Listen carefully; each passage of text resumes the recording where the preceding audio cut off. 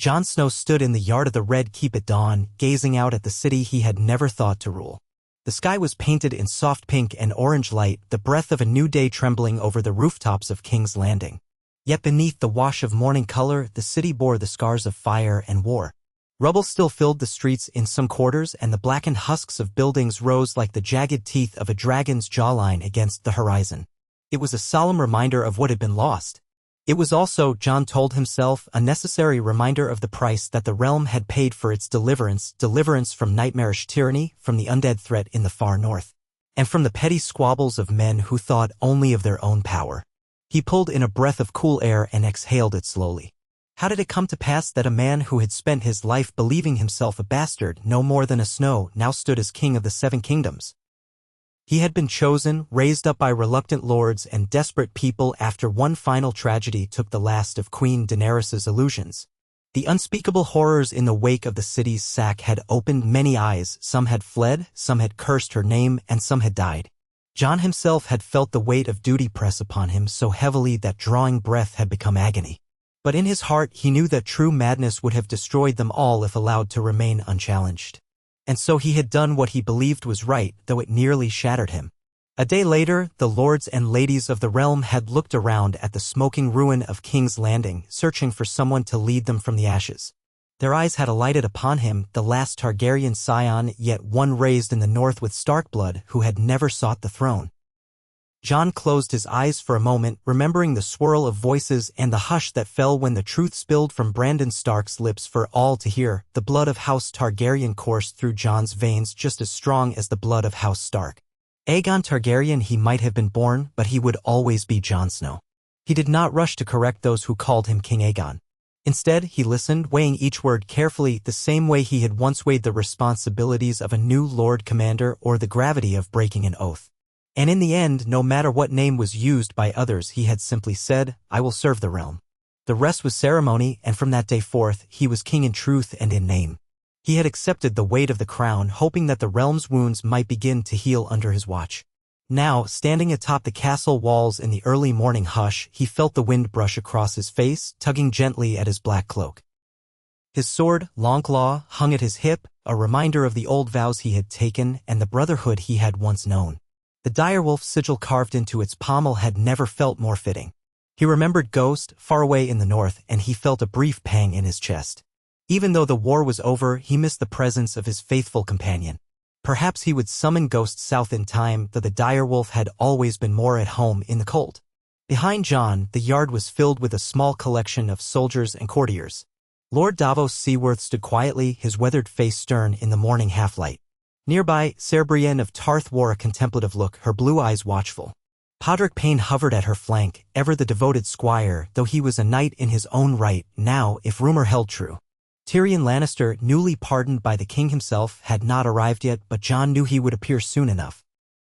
He had named Tyrion as Hand of the King, in part because the small man's sharp mind was an asset, but mostly because Tyrion understood the cost of war and the consequences of blind ambition. Cersei was dead, Daenerys was gone, and so many mistakes had been made. Tyrion carried the lessons of those mistakes in every twitch of his mouth, every haunted glance of his eyes. Jon believed that Tyrion could help steer the realm toward a more merciful future. A distant horn sounded, echoing across the city. The day was about to begin in earnest. Jon turned from the view of the city and walked slowly down the steps into the yard. The day's tasks would be many: the city's reconstruction, the distribution of food, the handling of new alliances, the raising of the next generation of knights and lords, the forging of new peace treaties with the Iron Islands and Dorne. In the wake of the war, the small folk needed unity more than ever, and the lords needed a steady hand on the tiller. Jon felt his stomach clench at the enormity of it all. Leading a battle charge was one thing, an art he'd learned by necessity. But guiding a kingdom from the brink of ruin was something else altogether. He passed a cluster of fresh recruits in half-polished armor.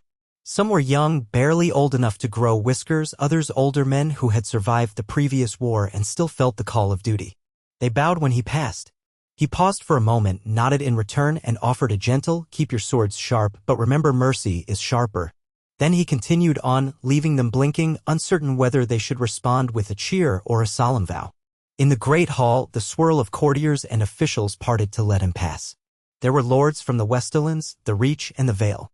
A few women stood among them. Lady Brienne was not the only female knight who had emerged from the chaos. Lady Lyanna Mormont, gone too soon, had inspired others.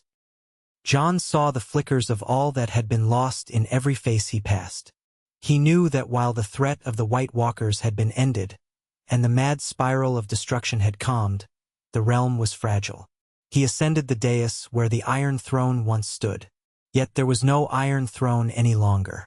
The seat had melted under dragon fire in Daenerys's final moments of rage and heartbreak, leaving nothing but twisted metal. When the time came for him to take the crown, the question of a throne had loomed. Tyrion had suggested forging a new seat, but Jon had refused. He would not seat himself on the same monstrous symbol that had driven so many to madness. Instead, they had fashioned a high seat of wood and steel, unadorned except for a single direwolf carved into the back, acknowledging House Stark. Yet the symbol of the dragon was etched into the arms of the chair. A three-headed shape, subtle and easy to miss unless one looked closely. The union of Stark and Targaryen. A union that Jon prayed would represent humility and balance, not conquest and fear. He sat upon it now, the murmurs of the hall quieting. It felt strange, not wholly comfortable, but then it was not supposed to be a comfortable seat. He stared out into the hall. The tall columns cast shadows across the floor. Torches flickered in their sconces. A hush fell that was broken only by the shuffle of boots, the whisper of clothing, and the faint crackle of flames. At Jon's right side, Ser Davos took his place, a living symbol of unwavering loyalty. On Jon's left, Grey Worm stood with a stony expression, the last commander of the Unsullied. He had chosen to remain for a time, though many of his men had sailed for Noth or found passage to Essos. Jon had left the decision in Grey Worm's hands, refusing to force a man who had lost so much to stay. But the Unsullied warrior seemed to believe he had a debt to the city that had suffered under Queen Daenerys's fury. He would remain until he felt that debt was paid. "Your Grace," one of the king's advisors announced in a clear voice, "shall we begin?" Jon nodded. Across the chamber, Tyrion finally appeared, slipping in from a side door. His mismatched gaze searched the hall. He caught Jon's eye, offered a small bow, and came to stand at the foot of the dais. He wore a crisp doublet in Lannister black. A silver hand of the king brooch was pinned upon his chest. The crowd parted for him with wary respect. Some had not forgiven the Lannister name, even now. Yet Jon trusted Tyrion's judgment more than most. He waited for the silence to lengthen, then cleared his throat. "Bring forth your business," Jon said, his voice carrying in the stillness. "I will hear all petitions." It was the daily routine, the way a king led from the seat of justice. A line of petitioners formed. Many were small folk who had come to seek redress, a lost child, a stolen wagon, a burned shop. Their pleas were heartfelt. Jon listened, asked questions, and did his best to hand down fair decisions. He was guided by Davos and Tyrion, who whispered from time to time about the local customs or the complexities of King's Landing. A blacksmith complained that knights were commandeering his metals without fair payment. A group of orphans needed a roof. A merchant from Dorne claimed that an official refused to honor trade agreements. On it went, one case after another, until the sun climbed higher and dust motes danced in the beams of light falling through the high windows. Jon wondered if his father, Ned Stark, had felt the same quiet fatigue after hours of listening to the concerns of the realm. Ned Stark had always been known for his sense of justice, for hearing every man who came before him. Jon strove to emulate that sense of care, even if he had never known the man as father in truth. Eddard Stark had raised him as a bastard, but lovingly, and for that alone Jon gave daily thanks. But Ned's memory was also complicated now, overshadowed by secrets that had shaped Jon's own life. He tried not to dwell on the betrayal or the heartbreak that might have existed if they had confronted it in life. Instead, he tried to take the best of Ned's example, humility, fairness, and a deep sense of responsibility.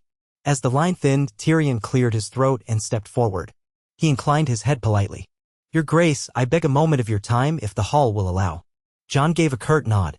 "Go on," he said, his eyes flicking over the lingering petitioners. Tyrion's voice carried through the hall, measured yet firm. "The city's reconstruction is progressing slowly. The burned-out sections remain uninhabitable. The small folk grow restless. We need more resources: food, workers, coin. The crown's coffers aren't what they once were, so I propose we make alliances that can help fund the rebuild. The Reach can send food in exchange for certain privileges in trade and shipping through the Blackwater. The North might provide lumber if we arrange favorable terms for future shipments of grain. We must be careful, but we can broker these deals if we act swiftly. Have the lords begun to respond? Jon asked. I've sent ravens, Tyrion replied, and some replies are already arriving. Lord Gendry Baratheon in Storm's End is open to negotiations and he's expressed a willingness to help. The Tyrell heirs in the Reach, young cousins of the fallen house, also seem amenable, but they demand recognition. The North is loyal to you, your grace, but they have their own troubles. Winterfell was not left unscathed by the war. Your sister, pardon me, your grace, Lady Sansa, has concerns about the harvest. Jon's gaze drifted toward the windows where the sunlight traced a pattern on the floor. He thought of Sansa, so strong in her red-haired grace and quiet cunning. She had endured so much. She had grown into a formidable leader, wise beyond her years. He missed her presence, wished she were by his side to offer counsel, but she had insisted that the North needed her. She had always been a Stark of the North, with a love for Winterfell's walls. Let's extend an invitation to Sansa, Jon said. I'll send her a raven myself, encouraging her to visit. We'll address her concerns together and ensure the North is not neglected. As for the Reach, we'll grant them limited privileges. We cannot afford to make reckless promises. Work out a balanced arrangement, Tyrion, one that benefits all. Tyrion bowed. As you wish, your grace.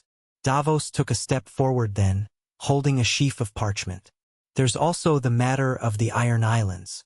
Yara Greyjoy has consolidated her power. She's offered peace terms, provided we honor the independence of the Iron Islands. She doesn't want to be beholden to the crown's taxes. Jon's brows furrowed. We already agreed to treat the Iron Islands fairly. If their lords wish to remain part of the Seven Kingdoms, they must adhere to the same rules. I won't impose a heavy hand, but neither can we allow them to plunder at will. If Yara insists on full independence, then we must renegotiate maritime boundaries and trade terms. If they remain part of the realm, I will not punish them for what happened under Euron's rule. Let her know that I respect her leadership, but I cannot ignore the laws that bind us all.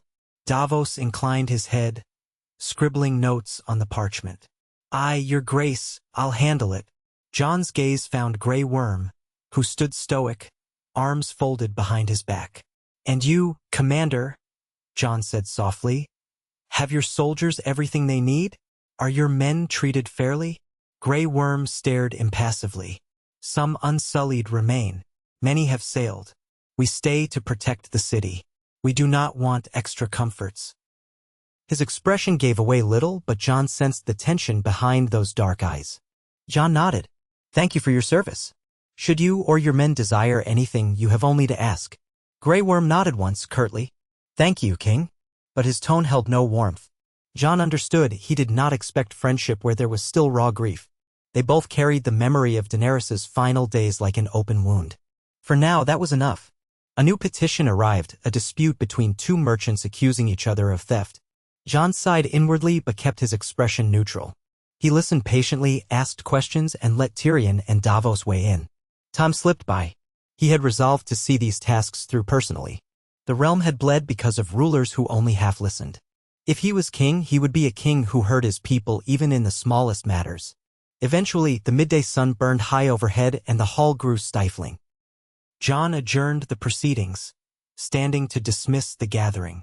Courtiers bowed or curtsied, drifting out in clusters of hushed conversation. Tyrion massaged his temples. Davos handed scrolls to a page. Grey Worm left silently. The hush in the hall was almost a relief as the last voices and footsteps faded. Jon stepped down from the dais and approached Tyrion. Come, he said, touching his hand lightly on the shoulder. Walk with me. I need air. They traversed the corridors of the Red Keep, heading out to a stone balcony that overlooked Blackwater Bay. A crisp breeze swept in from the water. From here, one could see ships anchored in the distance, the activity of the docks, and the sprawl of the city beyond. Much of King's Landing remained battered, but even from above, one could see that new beams had been raised in places, new roofs mended. Life persisted. Tyrion stood at the edge of the balcony, hands clasped, eyes fixed on the horizon. For a moment, neither man spoke. Then Tyrion drew a breath. It's a curious thing, being hand to a king I once would have called my enemy. He tilted his head, offering Jon a faint smile. Jon returned the small smile. I never wanted enemies. I suppose the world makes them for us. Indeed, Tyrion said. And you, do you regret it? Taking the crown. Jon folded his arms across his chest. He let the breeze toss his hair. It's not a matter of regret. People needed someone they could trust. Our world was broken. I couldn't walk away. And if you could? Tyrion asked quietly, turning his keen eyes toward Jon. Jon pressed his lips together. If I could walk away? I don't know. Perhaps I'd go north of the wall again, live among the free folk, or maybe just return to Winterfell. But that's not my life anymore. My duty is here. Tyrion nodded as if this was the answer he'd expected. I believe you'll do good. The realm is fortunate that you care enough to try. Jon looked out across the water, the gulls wheeling overhead. We can only do our best, he said. Your counsel will be invaluable. You've seen the best and worst of power. Remind me if I ever forget that the realm matters more than a throne. Tyrion's eyebrows arched. You don't strike me as the forgetting sort, your grace. But if such a day comes, I'll remind you. Vigorously. Jon gave a small laugh, brief but genuine. He reached out and clasped Tyrion's shoulder. Thank you. Now, shall we go find our next set of troubles? Tyrion exhaled with a theatrical sigh. Alas, the next set of troubles will find us soon enough. They lingered a moment longer on the balcony before turning back inside. The castle's winding corridors were quieter now, many courtiers having retreated to midday meals or shady gardens. Jon let his mind drift as they walked, the footsteps echoing off the stone floors. He thought of the days to come. The negotiations with Yara Greyjoy, the question of how to help Sansa and the North, the potential for forging a new alliance with Gendry Baratheon, now a legitimized lord. The tasks were endless and each step was fraught with risk. One misstep could spark another war. Yet Jon felt a sense of clarity beneath his worry. This was the path he had chosen, or rather, the path that had chosen him. He had to see it through. The next morning found him rising early again, though this time he left the Red Keep unnoticed and made his way down to the stables. The stable hands gawked when the king arrived unattended, but Jon waved off their bows and readied his own horse, a tall gray mare with calm eyes. He needed a brief respite from the halls and the endless calls of duty. He didn't plan to leave the city, just ride through its streets and witness the reconstruction with his own eyes, speak to the people face to face. He dressed plainly, a simple leather breeches, boots, and a dark cloak pinned with a small wolf's head clasp. He rode without an entourage. The Red Keep's gates opened for him and he guided the horse through winding streets, still scattered with debris from the war. City watchmen patrolled with grim diligence. Jon received stares from passers-by, some recognized him immediately, others only saw a man on a fine horse. But word spread quickly and soon he found children running alongside for a few paces, calling, "The king. It's the king." He paused to speak to merchants in the market square, learning about their hardships. One old woman lamented the loss of her home to Dragon Fire. She now slept beneath a tent of patched canvas. Jon promised to see what help he could offer. A young boy said his father had died in the chaos, leaving him to care for his younger siblings. Jon pressed a few coins into the boy's hand and made a note in his mind to have someone from the Red Keep find the child, ensure he was given food and shelter. The boy stared at Jon with wide eyes, part gratitude, part awe, part confusion at a king who would stop to speak with a commoner. As Jon rode onward, he saw masons at work hammering new stones into place in half-collapsed walls. Carpenters carried lumber through the crowded streets, cursing at the city watch to move aside. A hush of respect came over them when they realized who passed by. Some whispered among themselves, pointing at him. Others cheered softly. More than once, an eager child tried to run up to him, only to be pulled back by a wary parent. He was a curiosity, this king, half Targaryen, half Stark, who had dethroned the Dragon Queen by an act so terrible and so necessary that it echoed in every corner of the realm. He halted by a broad courtyard near the city's eastern wall where a makeshift camp had been set up for those left homeless. The stench of too many bodies crowded into too small a space hung in the air, mixed with the acrid tang of old smoke. Makeshift tents and lean-tos stretched in uneven rows. The city watch distributed bread from a cart. Lines of ragged people waited, eyes hollow. Jon dismounted and handed the reins to a stunned watchman.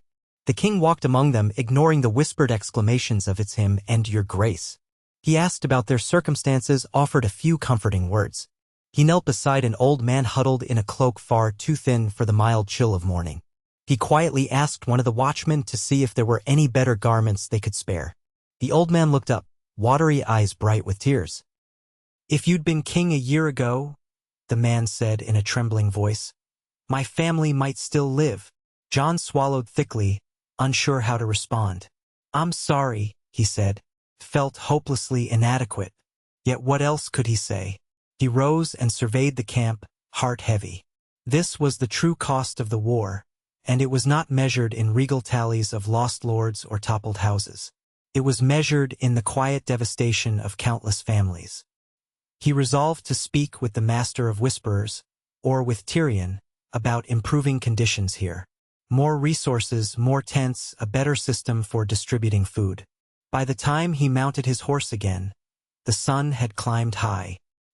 He returned to the Red Keep in a somber mood, surrounded by the knowledge that there was so much more to do. The city was not the only place that needed attention. Beyond these walls lay all the 7 kingdoms, each with its own scars. Yet he could not fix them all in a day.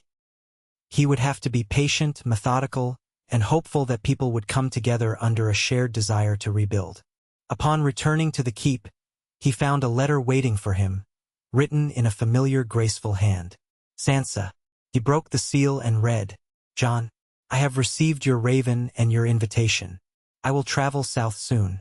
It is time we speak of how the North and the Crown might support one another without repeating the mistakes of the past. Please make arrangements for my arrival within a fortnight. Yours, Sansa Stark."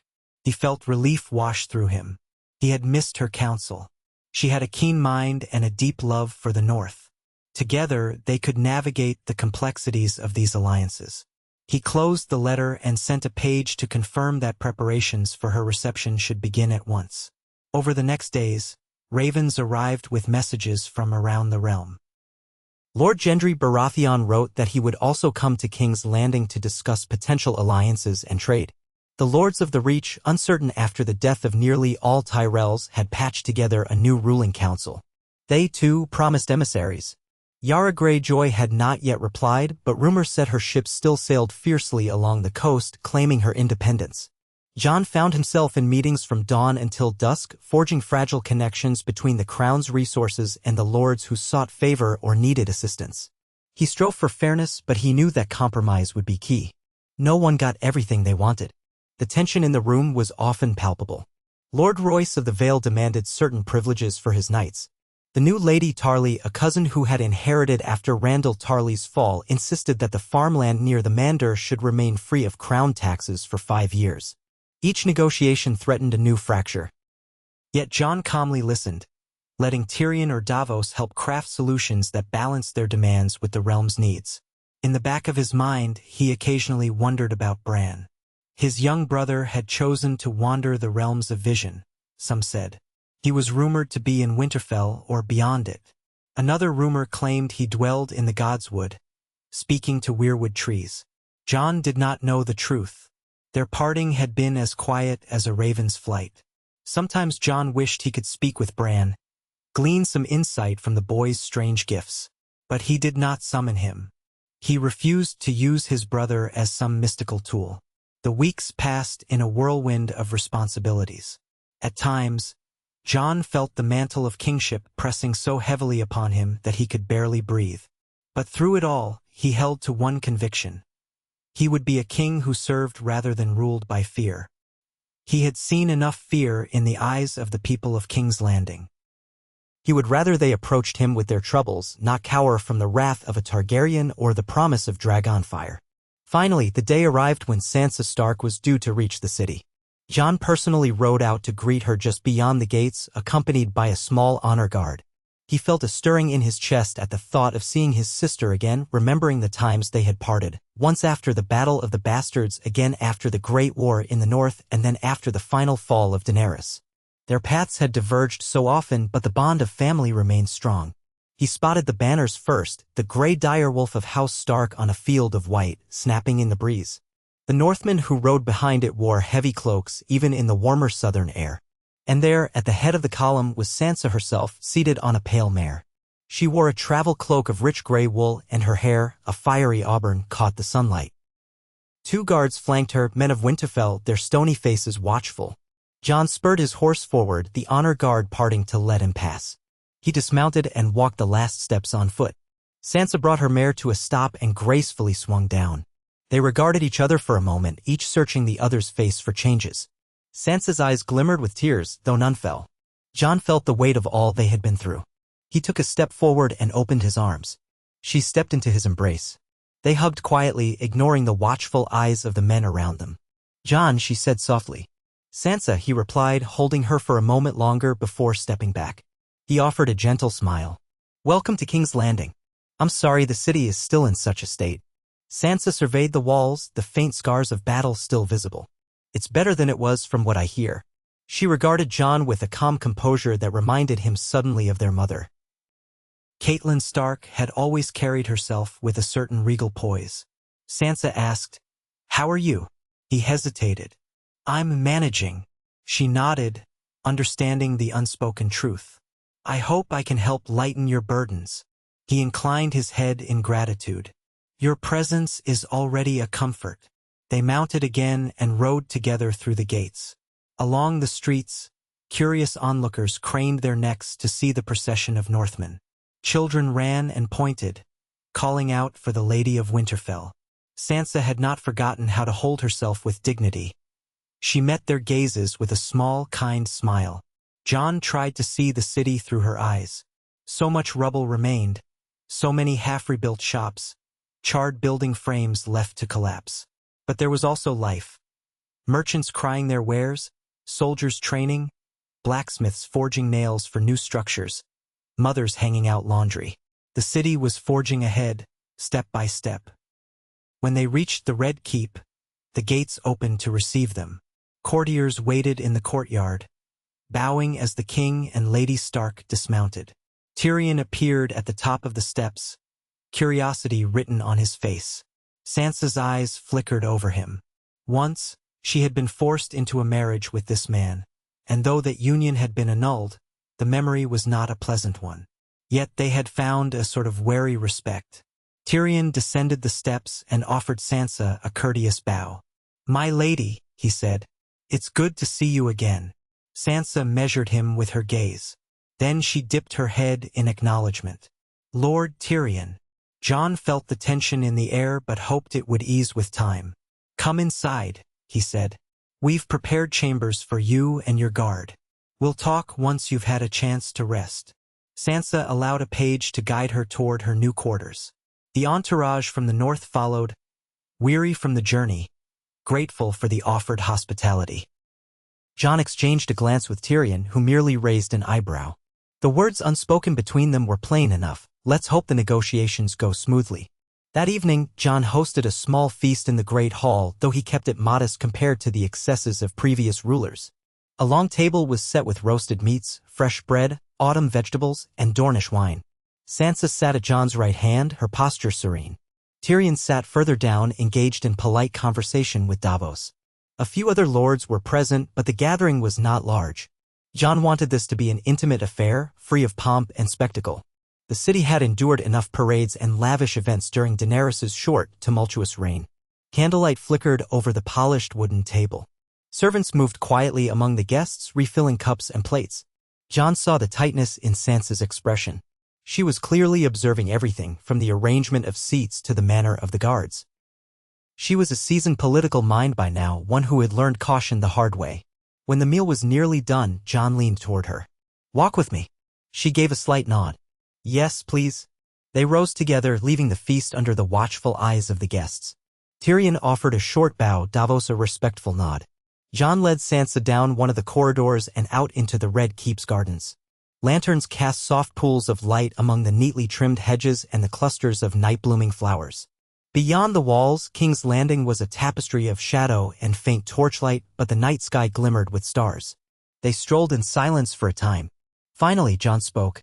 "How fares the north? I've had reports, but I trust your word more than any letter." Sansa let out a quiet breath. "Winterfell stands strong, thanks to you leaving it in my care. But the people are weary. The long winter, the battles, the countless losses, it takes time to recover. The harvest was decent, though not abundant. We can feed our own, but we have little surplus to spare." Jon nodded, absorbing that. "I won't ask you to give what you don't have, but the realm needs unity." If we can find a way, we'll share resources when we can. She paused by a low stone wall, resting her hands on it. The North is loyal to you, but you have to understand something. The Northern Lords are fiercely protective of their independence. They remember centuries of being kings in the North. They bent the knee to the Targaryens once and were burned for it, literally and figuratively. Now you are a Targaryen by birth, but raised a Stark. Some see that as a good omen, others a contradiction. They trust me, Jon, and they respect you. But they must see tangible proof that you respect their autonomy. Jon's gaze flicked up to the stars. I do respect it. I've tried to show that by letting you rule the North without interference. That helps, Sansa admitted. But the moment you demand men or resources, the lords look at it as if the crown is another southern overlord. You need to approach them with care. Remind them of your Stark blood, your own experiences. Show them that you remember the hardships of the North. He let out a slow breath. I'll do what I must. Our challenges are not only about the North, though. We must ensure the entire realm heals. Dorne, the Reach, the Iron Islands, everywhere. Sansa's expression tightened a fraction. Yes, but don't forget that your roots, the place that truly raised you, is the North. If you lose their faith, your crown will be even more precarious. Jon heard the subtext in her voice. The memory of how quickly lords could turn when they felt their interests were not served. He reached out and touched Sansa's shoulder gently. Thank you, he said quietly. I'll heed your warning. I don't want to fail the North, nor do I want to fail the rest of the realm. She covered his hand with her own, warmth in her eyes. I know you're trying, Jon, and I'm here to help. But we must be cautious. He nodded, letting his hand drop. On another matter, how are Arya and Bran? Sansa's gaze wandered to the gardens, the shadows. Arya was last seen sailing west of Westeros. She has not sent any raven. I'm not sure if she can. As for Bran, her shoulders lifted in a small shrug. He's at Winterfell in body. But in spirit he seems to exist somewhere else. He doesn't share much of his visions. He's well cared for, but distant. Sometimes he speaks as if he knows everything that's happening in the realm, and other times he says nothing at all. Jon's heart twisted with longing for the simpler days of childhood, long gone. If Arya wants to roam the edges of the world, I suppose no one can stop her. No one ever could, Sansa agreed, a faint, fond smile touching her lips. They lingered in the garden a while longer, discussing the details of northern politics, the alliances forming in the south, the shape of the new realm. Jon shared his plan for gradual tax relief in the poorest regions, balanced by trade agreements with the wealthier kingdoms. He asked Sansa's thoughts on the best way to approach Yara Greyjoy. Sansa suggested giving Yara a seat at a Grand Council, to make her feel respected, while also maintaining that the Iron Islands were part of the realm. Independence can be negotiated in name, Sansa said, without sacrificing the crown's authority, if we're clever about it. Jon admired her sharp mind. This was the Sansa who had learned from Cersei, from Littlefinger, from Margaery Tyrell. She was no longer a naive girl dreaming of fairy tale princes, but a woman who understood the brutal dance of politics. He was grateful for her counsel and told her so. By the time they returned to the keep, the feast had ended and only a few stragglers remained in the hall, sipping wine or murmuring conversation. Jon escorted Sansa to her quarters, exchanging a warm goodnight. Then he retreated to his own chamber, feeling both comforted and burdened by all they had discussed. When he entered his room, the soft glow of a single candle welcomed him. He removed his cloak and sword belt, setting them aside carefully. As he sat down on the edge of the bed, his thoughts churned like a stormy sea. He wished for the clarity of the wall's cold nights when he could look out across the dark expanse and know exactly what he fought against. Here, in King's Landing, the threat was not an army of the undead or a malevolent queen. It was the slow decay of a realm battered by war, the uncertainties of men's loyalty, and the delicate balance of forging a peaceful future without slipping into tyranny. At times, he thought of Daenerys not in anger but in a sorrowful acceptance of what had been lost. She had believed she was destined to break the wheel, yet in the end, the weight of her grief and her thirst for power had broken her. Jon prayed he would not follow the same path. He was determined to lead differently with justice and empathy. But would that be enough? He took off his boots and lay back on the bed, an exhausted sigh escaping him. His eyes drifted closed. He allowed himself a moment of solitude, a rare gift. Sleep claimed him swiftly, pulling him into dreams tinged with faint flickers of dragons and dire wolves racing across starlit fields. The following days brought an intense flurry of negotiations. Sansa sat at Jon's side as they met with various lords, forging alliances and clarifying the North's position. She had a talent for discerning motives, and Jon relied on her intuition when lords tried to mask their true intentions. Tyrion, meanwhile, juggled the finances of the crown, working tirelessly to stretch the available gold. Davos negotiated shipping routes, ensuring safe passage for supply vessels coming up the Blackwater. The city's rebuilding advanced, albeit slowly, and the presence of Stark soldiers alongside the city watch helped maintain order. Lord Gendry Baratheon arrived with a modest retinue. He looked every inch the warrior, still somewhat uncomfortable in his lordly garb. When Jon greeted him in the throne room, Gendry offered a respectful bow, though he still wore the open expression of a blacksmith who knew more about forging steel than forging alliances. "Your Grace," Gendry said, "thank you for receiving me." Jon smiled warmly. He liked Gendry. They had fought together in the north back when the Night King was a looming threat. "I'm glad you came," he said. "We have much to discuss." Gendry eyed the wooden throne with the carved dire wolf and subtle dragon motif. "A new seat for a new era?" he asked. Jon nodded. The old one burned. Gendry's gaze flickered with memory. Then he cleared his throat. "I'm not one for politics, but I want to see Storm's End prosper. I'll do what I can to help." Over the course of several meetings, Gendry proved to be forthright, quick to grasp practical matters, and surprisingly eloquent when discussing the needs of the Stormlands. He admitted freely that the region had been spared much of the city's devastation, and so they had more resources to contribute. In exchange, Gendry hoped to secure the crown's support in repairing certain old roads and fortifications that had fallen into disrepair. Jon found these requests reasonable. Sansa liked Gendry's directness, and Tyrion appreciated his lack of guile, though sometimes Tyrion teased the lack of guile made Gendry vulnerable to craftier lords. When the preliminary alliances were set, Jon decided a ceremonial feast was in order to publicly reaffirm the unity of the North, the Stormlands, and the Crown. Sansa agreed, seeing it as an opportunity to present a united front. So one evening, the Red Keep's great hall was draped with new banners: the crowned wolf and dragon of Jon's seat, the dire wolf of House Stark, the stag of House Baratheon. The feast was more elaborate than the previous one, with music and dancing. Gendry sat at the high table exchanging banter with Tyrion and Davos. Sansa conversed politely with a few ladies from the court, though she kept her distance from the dance floor. Jon presided over it all, feeling a stirring of hope that these alliances might prove lasting. Yet in the midst of the revelry, a messenger arrived bearing news. A band of ironborn raiders had been spotted near the coast of the Reach, harrying small fishing villages. Yara Greyjoy had not shown her face, nor had she responded to Jon's letters. Alarmed, Jon called an abrupt end to the festivities. The lords murmured nervously. Sansa frowned, her eyes flashing with concern. Gendry exchanged tense looks with his retainers. "This can't be allowed to continue," Jon said to his council, gathered quickly in an antechamber. "I offered Yara Greyjoy diplomacy. I wanted to let her keep some autonomy, but she must reign in her people." Tyrion rubbed his forehead. "If this continues, the lords of the Reach will call for a punitive expedition. That could ignite another war." Sansa crossed her arms, her voice steady. "We need to send a clear message. We won't tolerate raiding. But we should confirm if these raiders truly act under Yara's orders or if they're rogue elements." Davos nodded. The ironborn aren't always a monolith. There could be breakaway captains. But if Yara can't control them, it's on her.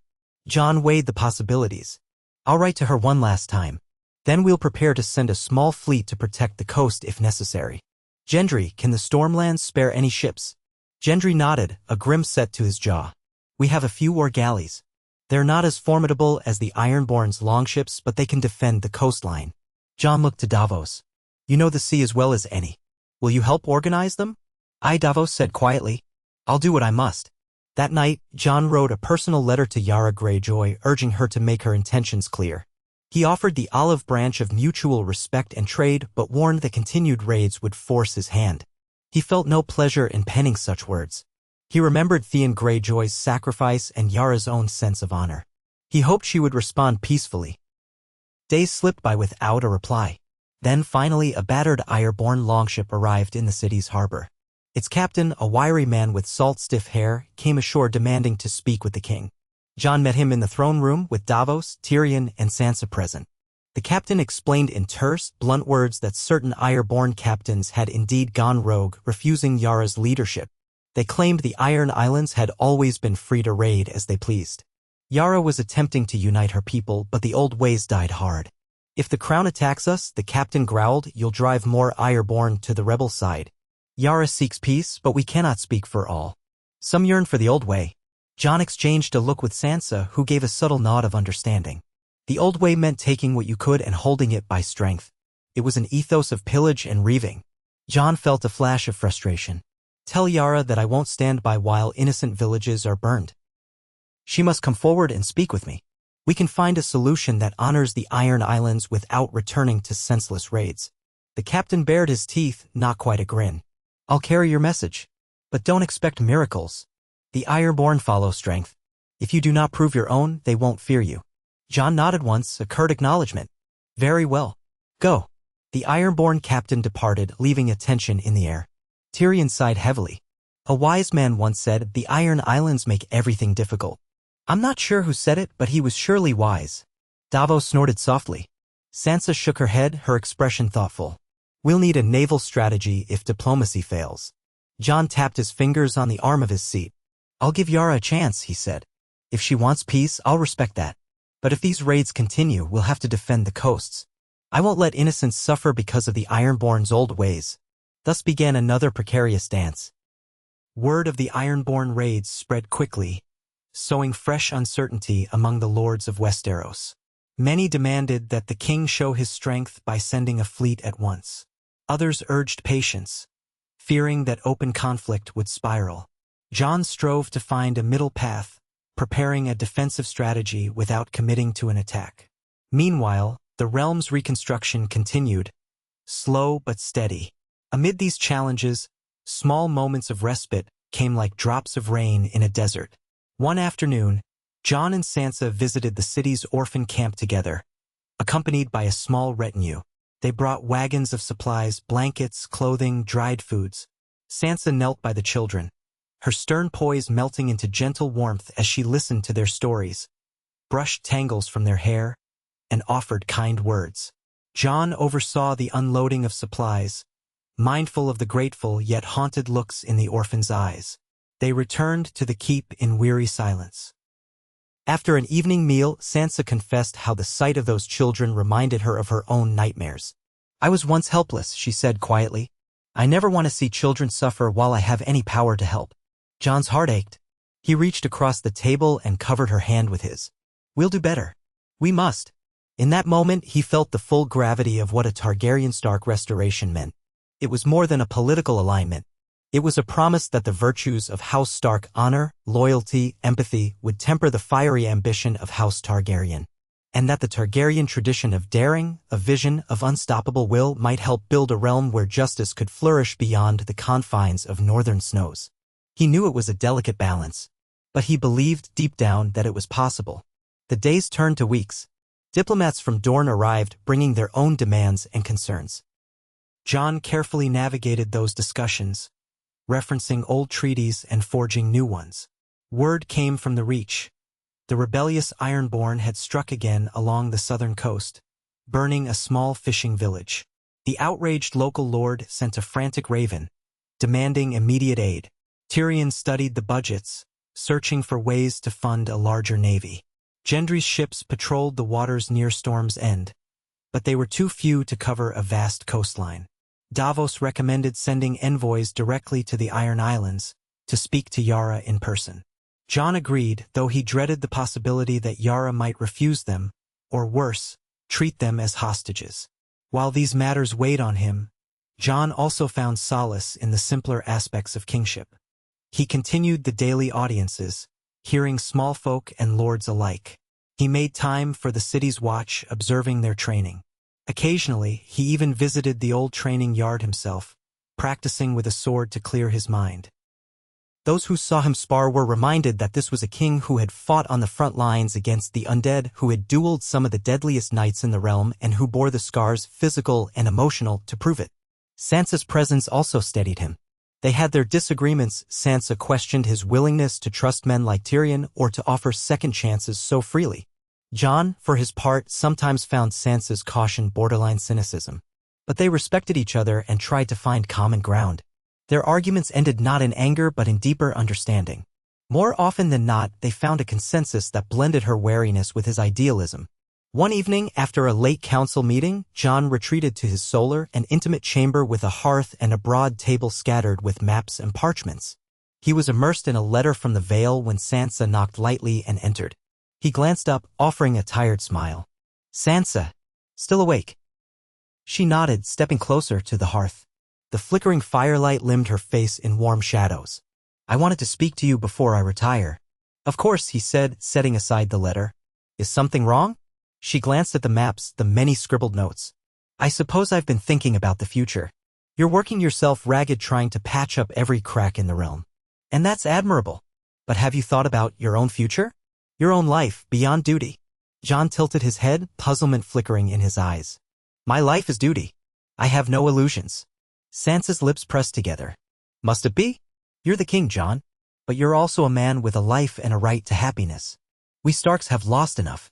I don't want you to lose yourself in this crown." He stood, crossing the room to her. The firelight danced across his features, highlighting the seriousness in his dark eyes. "The crown was never what I wanted, but it's what I have now. I owe the realm my full measure. They deserve a king who sacrifices for them." Her gaze softened. "We can't sacrifice everything, Jon. You once loved. Might you love again?" He looked away, memories surfacing. Ygritte, the wildling with fire in her hair and courage in her heart. Daenerys, with her own fierce beauty and tragic flaws. Each love had ended in pain and loss. "I don't know if that's for me," he said softly. "Every woman I've loved, I lost.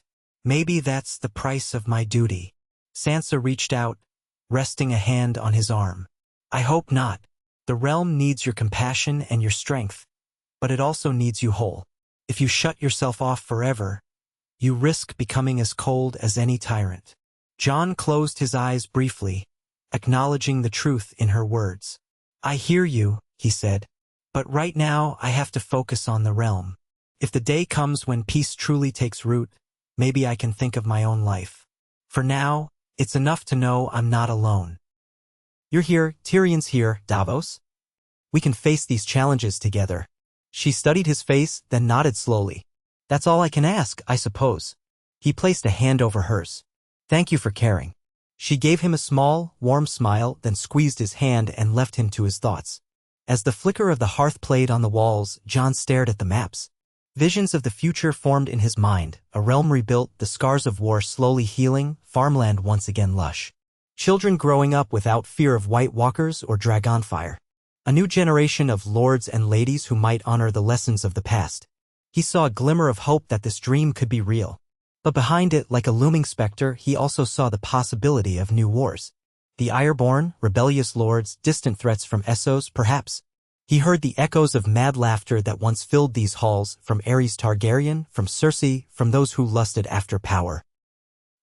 He recalled the sight of Daenerys, her face contorted with grief and fury, as the bells of King's Landing tolled. It reminded him that peace, once shattered, could so easily slip away again. Swallowing hard, he reached for a quill. He began to draft new orders, directions to fortify the coasts, to keep lines of communication open with Yara Greyjoy, to reassure the Lords of the Reach that the Crown was taking action. He wrote until his eyes burned, until the candle gutters threatened to plunge the room into darkness. When he finally set the quill aside, he gazed at the seat of power in the corner. His wooden throne, brought from the hall for repairs in its armrest. The stylized direwolf and dragon stared back at him in the low light, a reminder of who he was. A man caught between two worlds, trying to unite them for the sake of all. "Let this be our new age," he whispered to the empty room. "A Targaryen and a Stark, united in purpose. And may the gods grant me the wisdom not to fail these people." The last candle flickered, casting dancing shadows that almost resembled dire wolves running across the stone. Then it sputtered out, leaving Jon alone in the darkness, the weight of a crown that was as heavy as iron pressing down on his every breath. Yet somewhere beyond the thick walls of the Red Keep, daybreak was only a few hours away, ready to cast light upon a realm struggling to mend. And in that promise of dawn, Jon Snow found a small measure of solace, believing that maybe, just maybe, he could guide the Seven Kingdoms toward a future unbound by the sins of the past. He would try, one day at a time, for he was their king. He was Aegon Targaryen. But most of all, he was Jon Snow. And that, he hoped, would be enough to lead them all into a gentler tomorrow. In the days that followed, Jon rose before the sun without fail, going through a routine that had come to define his new life. He would wake in the hush of the pre-dawn, don simple clothes, and make his way along the castle corridors still touched by shadows. Now and then, he passed a guard who blinked in surprise to see the king so early on his feet. But Jon greeted each with a small nod and a quiet word of thanks. It was a small ritual that reminded him he was still flesh and blood, neither myth nor monster. Even as dawn slowly painted the sky in deep purples and reds, he walked out onto the castle ramparts, letting the chill wind from Blackwater Bay tug at his cloak. In that solitude, he would think of what needed doing. The realm was large and battered. Every day brought new problems, fresh demands. Even with Sansa by his side, wise and sharp-tongued when she needed to be, he often felt as though he was bailing water from a sinking ship. But each morning, he breathed the briny air, listened to the city waking below, and reminded himself that there was reason for hope. People were rebuilding. Children laughed in the streets, slowly shaking off the nightmares of dragonfire and war. A balance could be achieved if he refused to yield. When the sun rose fully, he would head to the training yard. There, in quiet corners, he might spar with Ser Brienne or one of the other knights, reacquainting his muscles with the old rhythms, the fluid slash, the shifting stance, the flicker of a blade. He did this not for pride, but to stay grounded. This was how he had grown into a man, through the discipline of the sword and the weight of his vows. Now his vow was to an entire kingdom, a vow he must uphold. The ring of steel in the morning light kept him connected to that simpler sense of duty. On one such morning, Tyrion arrived at the yard, breath-puffing in the cold air. He stood at the edge of the sandy ground, arms folded, watching as Jon's sword clashed with Brienne's. The tall woman fought with a measured grace that belied her strength. Jon parried one blow, then ducked under another, sweat beading on his brow. After a tense exchange that ended with Brienne disarming him by a sudden pivot, the two stepped apart, each breathing hard. Brienne inclined her head with a hint of satisfaction. "You've improved, Your Grace," she said between breaths. "But don't allow yourself to be distracted. I caught you drifting." Jon nodded. "I appreciate the lesson, Ser Brienne." She offered a cordial bow to Tyrion, then moved aside to give the king privacy. Jon retrieved his sword, long claw, the direwolf pommel gleaming in the morning sun, and slid it into its scabbard. Turning to Tyrion, he tilted his head in inquiry. "News?" Jon asked. Tyrion's expression was resigned. "Always. Some of it good, some of it not." They retired to a nearby bench. Jon took a swig from a water skin, passing it to Tyrion, who drank carefully. The dwarf set it aside, then smoothed down his doublet. "The good news first. The city's blacksmiths, stonemasons, and carpenters have petitioned for new permits to expand their crafts. They say demand is rising enough that they need more workshops and more apprentices. That means rebuilding is going forward. The bad news," Tyrion went on, tapping his fingers on his knee, "is that we've received a raven from the west. Another raid. They struck a small port in the Reach. No heavy casualties, but they made off with supplies and gold." Jon felt a flash of anger stir in his chest. It was not the first such report. "Has Yara responded to my last letter?" Tyrion's face pinched. "No. Her silence is suspicious. Maybe she's struggling to keep the ironborn united, maybe she's ignoring us, or maybe both. The Lords of the Reach are losing patience. They want immediate action, preferably warships in their harbor to repel the next attack." Jon gazed at the far wall where the morning light edged the stones. "I gave Yara one last chance to come forward. If she doesn't answer soon, I'll have to act." Tyrion studied him. "That means ships, gold, and men we can all spare. But if we do nothing, the realm will see it as weakness. The ironborn will keep raiding, and the Lords of the Reach will resent you." Jon rose, pacing a few steps across the yard. "Summon Davos. We'll need a plan for the royal fleet. I want to be sure we can defend the coasts without igniting a war we can't afford. Perhaps we can blockade the Iron Islands if it comes to that." His voice was tense with the weight of decision. "I don't want to spill more blood, but I won't allow these raids to continue unchecked." Tyrion nodded. Yes, your grace. They made their way from the training yard to the council chamber, a smaller room off the great hall. It was furnished with a long table, a few simple chairs, and an unlit fireplace. Sunlight slanted through narrow windows, illuminating the dust motes drifting in the air. Sansa was already there, leaning over a series of documents alongside Gendry Baratheon. Davos stood by the hearth, hands clasped behind his back. They all straightened when Jon and Tyrion entered. Jon motioned for them to sit. Word from the west, Jon said, taking a seat at the head of the table. Another raid. No word from Yara. Sansa's jaw tightened. We can't keep letting the ironborn tear at our coasts like carrion crows. Gendry placed his palms on the table. Storm's End has only so many ships. We're guarding our own shores, but the Reach is vulnerable. They rely on trade through coastal routes. If those ports keep getting hit, you'll have an uprising from the local lords. Davos cleared his throat.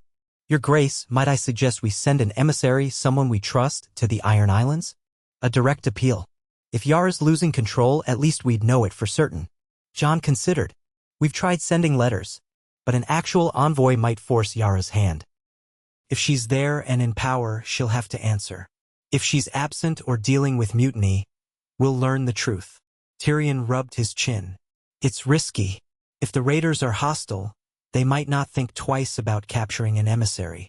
Sansa spoke in a measured tone, eyes flicking between them. Then we send someone the Ironborn would hesitate to harm. Someone who has a bond with them, or who is feared. Jon exhaled. In truth, I'm probably the one the Ironborn might hesitate to harm, given they know I want peace. But if I disappear into their hands, the realm would be thrown into chaos. A brief silence fell. Gendry drummed his fingers on the table. Sansa's gaze traveled around the room until it settled on Davos. Ser Davos has sailed these waters more than most. The Ironborn might respect him for that, if nothing else. Davos offered a rueful smile. They might also remember I once smuggled onions to Storm's End and served Stannis. Doesn't necessarily endear me to them. Tyrion shrugged. Better you than me. The Ironborn don't care much for dwarfs. Or Lannisters. Or anyone, truly. But your record might carry some weight. You're known as the Onion Knight, a survivor. Jon nodded slowly. Davos, it's your choice. If you're willing, I'll sanction a diplomatic mission. You'll go with a small retinue. If Yara's in control, she may grant you an audience. If not, we'll know by how they greet you. Davos pressed his lips together, mulling it over. Then he gave a slow nod. I'll do it. For the good of the realm and for peace. But we must be clear on what I'm offering Yara if she's willing to talk. Sansa answered. She wants independence, or at least something close to it. We can't simply give the Iron Islands freedom from the Crown's reach. That'll only embolden other regions to do the same. But we can negotiate certain rights, reduce taxes, maybe freedom to govern internal matters. In exchange, no raids, and she pledges fealty to the Crown if there's any external threat. It's a compromise. If she's rational, she'll see that it's better than being crushed by a full-scale blockade. Gendry leaned forward. And if she's not rational? Jon's voice was firm. Then we ensure these raids end one way or another. The meeting continued for another hour. They hammered out the terms Davos would present, drafted official documents, sealed with the king's wax signet, and discussed the logistics of the trip. Davos would sail with 2 ships, enough to show official presence but not enough to be interpreted as an invasion. They would fly the royal sigil, Wolf and Dragon, to signal a parley. Once everything was set, Davos left to oversee the preparations, and the meeting broke up. Tyrion set off to manage the city's finances, Gendry went to inspect the Stormlanders in the garrison, and Sansa lingered a moment, meeting Jon's gaze. We're always putting out fires, she murmured. It feels as if we can't move forward 2 steps before someone or something pulls us back. Jon moved closer, placing a hand on her arm. We'll keep pushing. Eventually, the realm will steady itself. It has to. She studied his face. And if it doesn't? It will, Jon said with a quiet conviction that surprised even him. Because we won't stop trying. Sansa's expression softened and she gave a small nod. Then she turned and left, her skirts whispering against the stone floor. Alone for a moment, Jon allowed himself a slow exhale. He could already feel a dull ache in his temples, a herald of the day's pressures. But there was more to be done. He made his way out of the council chamber, intending to speak with the Master of Laws about establishing new guidelines for punishing any lord who harbored raiders. On his way, though, a page approached and bowed deeply. Your Grace, the new Grand Maester requests your presence in the Maester's Tower. He says it's urgent. Jon frowned, catching the anxious tone in the young page's voice. The Grand Maester, Marwyn, as he had named him, was a man of middle years who had once traveled widely, rumored to dabble in arcane studies. Still, he was a maester of the Citadel, well-versed in healing and history. For him to request an urgent audience was unusual. Jon nodded to the page and followed. The tower's winding steps felt claustrophobic, the stone walls pressing in on either side. At last, Jon emerged onto a landing lined with windows, each giving a view of the city. He found Grand Maester Marwyn in a study strewn with books, scrolls, and half-burned candles. The man wore the heavy chain of his order around his neck, each link a different metal, glinting in the daylight. He rose when Jon entered, offering a bow. "Your Grace, apologies for the urgency." Jon inclined his head. "What is it?" Marwyn picked up a roll of parchment from a cluttered desk. "A raven arrived from the north. It bears the seal of Winterfell, and the distinct mark of your brother, Bran Stark." Jon's heart gave a small lurch. Bran had barely written him since the crowning. Most word of his brother's doings came secondhand through Sansa or sporadic rumor. Jon accepted the parchment, noticing the strange glyph that Bran sometimes used to signify his unique messages. A small, stylized raven in flight. Carefully, Jon unrolled it and read, "Brother, I greet you from beneath the boughs of the heart tree. The visions stir. The past and future remain woven. I have seen paths that lead to prosperity and paths that lead to war. The difference can hinge on a single choice, a single act. I sense the shape of conflict on the water. Beware. The sea may rise to meet you or it may drown you. I do not mean a literal wave. A choice must be made soon that will define your reign. A green dream shows me crows circling a broken mast. Tread lightly or the realm shall bleed again. In the memories of the Weirwoods. Bran." Jon read it twice, trying to glean meaning from his brother's cryptic words. The sea may rise to meet you or drown you. A broken mast. He assumed Bran referred to the ironborn. That had to be the conflict on the water. But what exactly did Bran warn against? Did he imply that a peaceful solution was possible or that a disastrous naval confrontation lay ahead? Marwyn waited patiently. Jon handed the parchment back, frowning. "Is that everything?" Marwyn nodded. "Yes, your grace." The raven carried only that scroll. "I've heard of the young Stark's abilities. Perhaps he sees the future in riddles or glimpses of possibility." Jon exhaled. "I suppose it's a reminder to be cautious." "Thank you, Maester." Marwyn bowed. "Of course, your grace." Jon left the tower, the uneasy riddle playing over in his mind. He could easily interpret it to mean that Davos's mission was fraught with danger or that Yara might respond with force.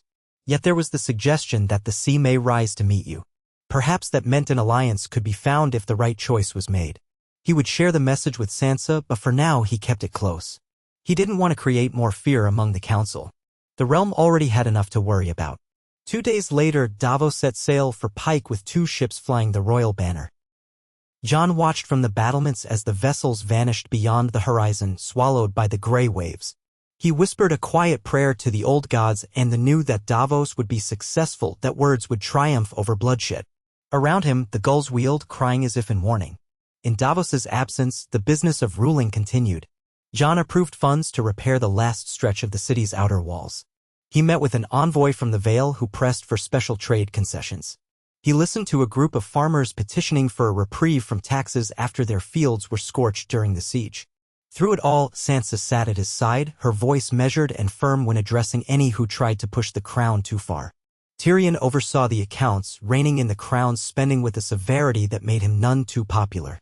Gendry worked with the master builders to coordinate shipments of stone and timber from Storm's End.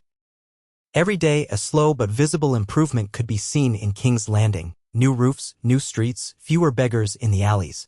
But it was a fragile recovery contingent on stability. Finally, on the 8th day after Davos's departure, a single ironborn longship appeared in Blackwater Bay at dawn.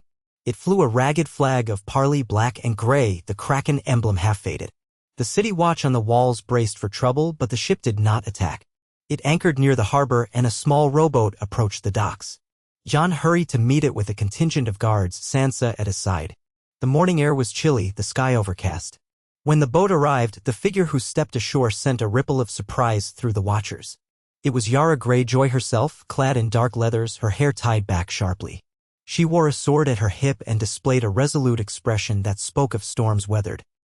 Next to her stood Davos, looking relieved, though there was a bandage wrapped around his upper left arm.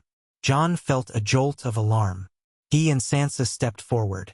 The guards bristled, but Jon waved them back, moving to meet Yara eye to eye. He hadn't seen her since the war against the dead, when they'd all scrambled to unite under Daenerys's banner. She looked older now, lines of care etched into her face, but the same fierce spirit glowed behind her eyes. "Yara," Jon said, keeping his voice steady. "You've come." She inclined her head, something like respect. "I have." A glance at Davos told Jon that there had been trouble. His face was tired, and he clutched his side as if pained. Jon frowned at Yara. "My lord Hand, was he harmed under your watch?" Davos managed a thin smile. "It's just a scratch. An altercation with some of the rebels before Yara found us." His gaze flicked to Yara, then back to Jon. "She saved my life." Jon studied Yara's face. "Thank you." Yara's lip curled slightly. "Don't thank me yet. I've come here to speak terms, not to bow. And if you think I'm responsible for every ironborn who's gone raiding, you're mistaken."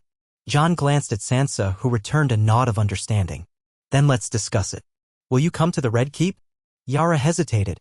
Behind her, half a dozen ironborn rowers stood with weapons, casting wary glances around the docks. Yara made a subtle hand gesture, and they relaxed a fraction. "Aye," she said. "Let's see if we can find common ground." Under heavy guard, Yara and her small retinue followed Jon, Sansa, and Davos through the streets. The city stirred around them, people peeking out of windows or stepping aside to watch the procession. The ironborn carried themselves with tension in every step, as though expecting betrayal at any corner. Yara walked close to Davos, occasionally asking him a question under her breath. Jon led them into the Red Keep and straight to the council chamber, deciding that the more public throne room might spark too much posturing. Inside the chamber, Tyrion rose from his seat, eyeing the ironborn carefully. Gendry stood near the side, arms folded, expression guarded. The ironborn took positions against the wall, hands on hilts. The watchman stationed at the door watched them in turn. Yara faced Jon across the table. "You have my attention. Let's talk about these raids." Jon didn't mince words. "They have to stop. The people of the Reach and elsewhere have suffered enough. If the Iron Islands can't keep their captains in check, the Crown will be forced to intervene." Yara's mouth tightened. "Those captains don't answer to me. They're rebels who rejected my rule once Euron died. They think the old way means reaving every coast they can find. I tried to warn you by Raven that I lacked the ships to force them into submission immediately. But my letters never reached you." Tyrion's brow furrowed. "We received no ravens from you." Yara cast a glance at Davos. "We suspect the rebels might have intercepted them. They're cunning enough. That was part of why I came in person, to show you I'm not behind these raids." Jon exchanged a look with Sansa. She gave him a barely perceptible nod. "So," Jon said carefully, "you claim you're trying to stop the rogue Ironborn. How exactly?" Yara's eyes flicked to the window where the sky was stained with gray clouds. "I've tried confronting them at sea, but some of my own men are uncertain about following a queen who preaches peace with the mainland. They say I've gone soft. Then you threatened a blockade. Word travels fast on the waves, especially rumors. My own seat is precarious. Still, I don't want open war with the Crown, because that would unite every Ironborn behind the old way. They'd fight to the last man rather than bend." Sansa's voice came low and measured. "Then we need a solution that appeases them enough to accept your rule, but also protects the realm." Yara gave a humorless laugh. "Ironborn do not like appeasement. They respect strength and spoils. But if I can show them that we can flourish without random raids, they might follow. We need a concession. Independence in name, or near enough that they feel proud. And we need the right to sail freely without forced taxes in every port." Jon leaned back. "So you want a form of autonomy. Pay no or minimal taxes, but remain part of the realm." "That was the agreement Daenerys once hinted at," Yara said, her voice tight. "She told me if we helped her take the throne, she'd grant us independence, so long as we ceased all raiding on Westeros. I delivered my part. But we all know how that ended." Jon felt a pang of old guilt at the mention of Daenerys. "She's gone. We can't honor a promise she never finalized." but I can offer you something similar if you'll uphold your end. No raids on our coasts, ever. The Iron Islands can handle their internal governance, but you'll swear fealty if an external threat arises. And if any ironborn captain breaks the peace, you'll be the one to punish them. Yara studied him, her gray eyes calculating. Your realm will likely see it as weakness, giving the Iron Islands a free pass. Tyrion cleared his throat. Better a flexible arrangement than a full-scale war. The crown can't afford endless bloodshed, and the Iron Islands will gain nothing if we blockade and starve you out. You can't fish enough to feed all your people if the seas are full of enemy warships. Yara's lip curled slightly, but she didn't deny it. That's true. Jon pressed on. But we need a show of good faith. Something that proves to the lords of the realm that you're not just buying time to strike again. Yara nodded grimly. Name it. Jon looked at Sansa. She gave a slight nod, prompting him. Turning back to Yara, he said, I want a hostage, someone of importance from your household who will live here in King's Landing for a time as a ward to ensure your compliance. When we see that the raids truly end, we'll let them return. The ironborn behind Yara shifted angrily, one growling under his breath. Yara's eyes narrowed. You want an ironborn hostage? A ward, Jon corrected. A gesture of trust, binding us. Do you have a younger cousin, or a sibling? Yara's stare went cold. No. The only sibling I had was Theon, and he died fighting for your cause. She exhaled sharply. But I do have a nephew. The son of a cousin who died following Euron. He's a boy of 12. He's barely one rung above common reavers in terms of status, but he might serve as your ward. Jon nodded. Agreed. Once he arrives and once we see a halt to the raids, we can formalize this autonomy. If the rogue captains continue harassing the coasts, we'll coordinate with you to capture or sink them. We'll punish them in a way that satisfies the realm. But if you betray us, you forfeit everything. Understand? Yara's mouth pressed into a thin line. Then she tilted her head. I understand. I can't say I like it, but I understand.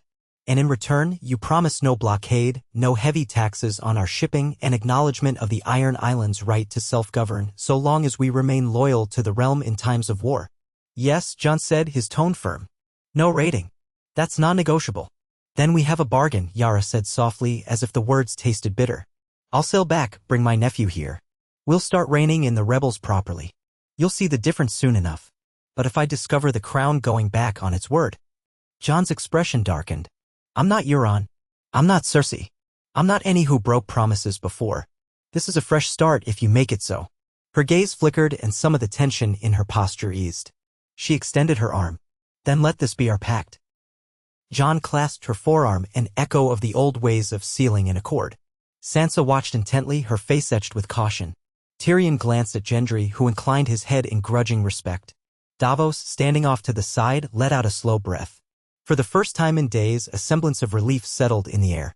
They drew up a formal document, sealed it with the king's mark and Yara's mark, a stylized kraken.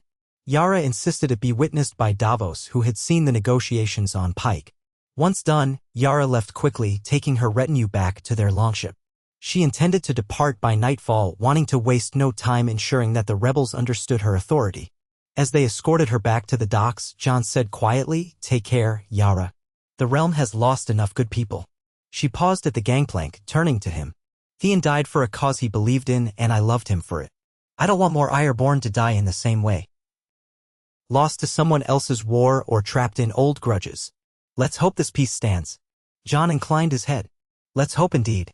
With that, Yara boarded the rowboat. Jon and the others stood at the quay, watching her figure grow small on the water.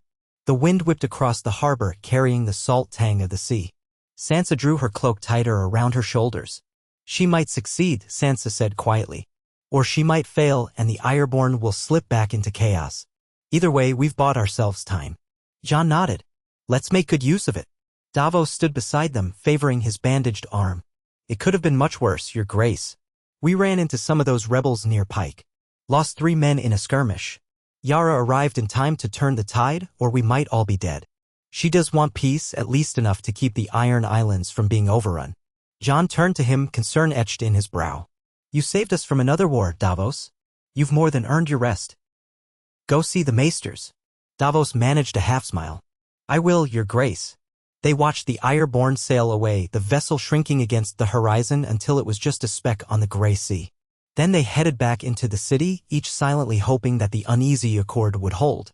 Over the next several weeks, news trickled in that the ironborn raids had slowed. A few more scattered attacks occurred, but rumor held that Yara's forces had actively hunted down the rogue captains, destroying or capturing their ships.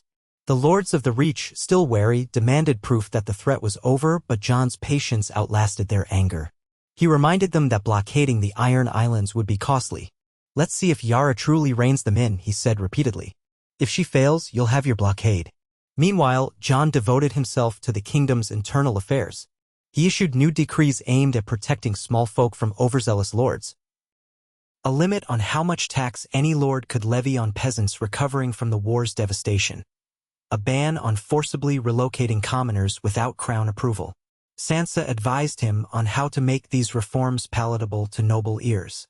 Tyrion, for his part, carefully balanced the books, diverting funds from lesser priorities to the city's reconstruction. Bit by bit, King's Landing regained a semblance of normalcy.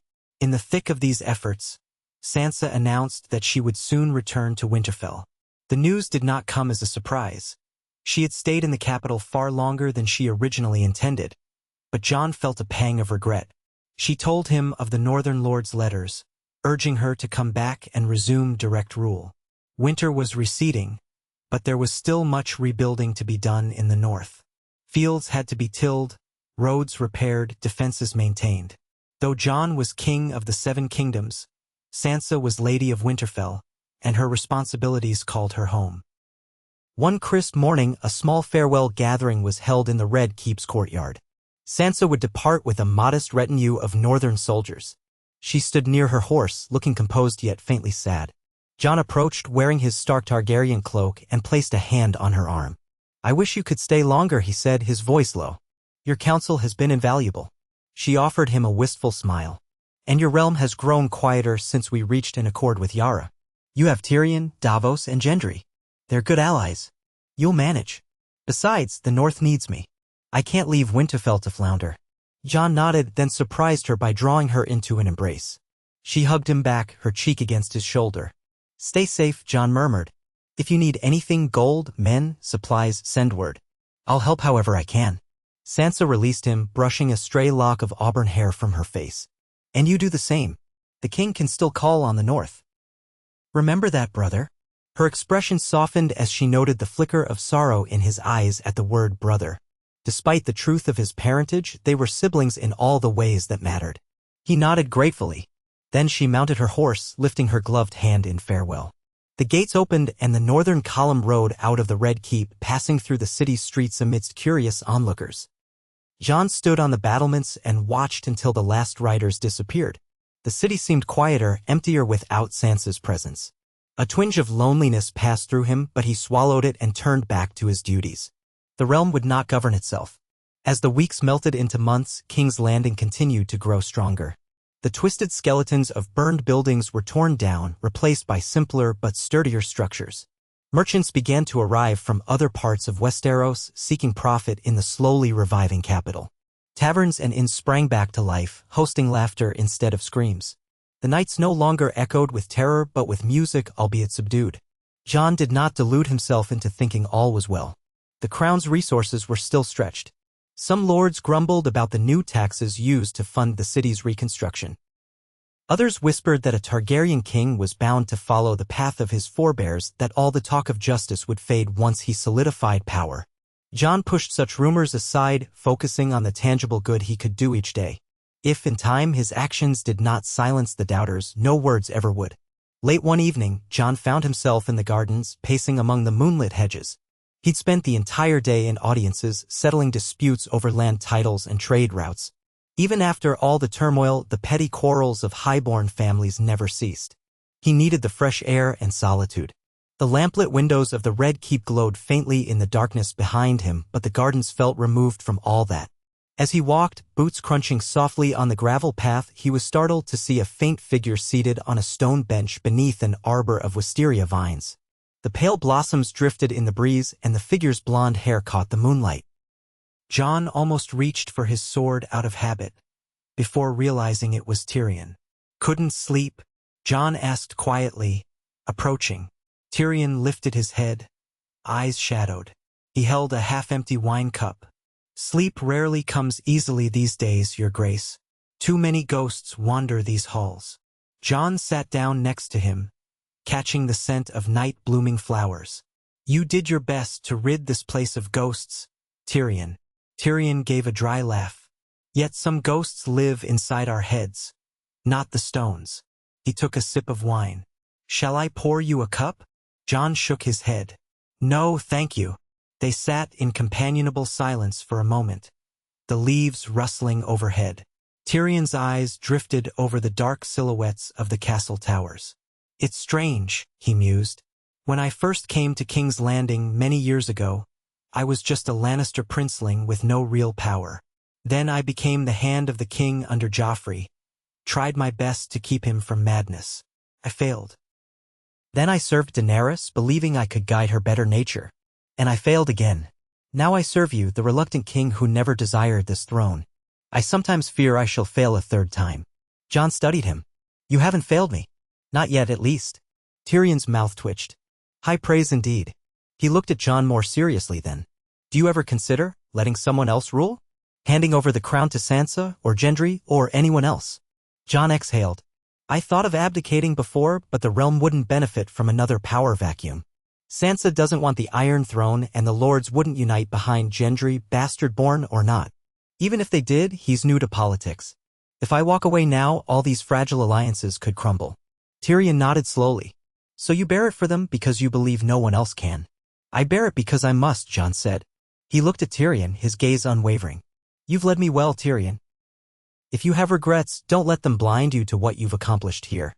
For the first time in decades, the realm might truly know peace. Tyrion stared into the wine cup, swirling the contents. I hope you're right.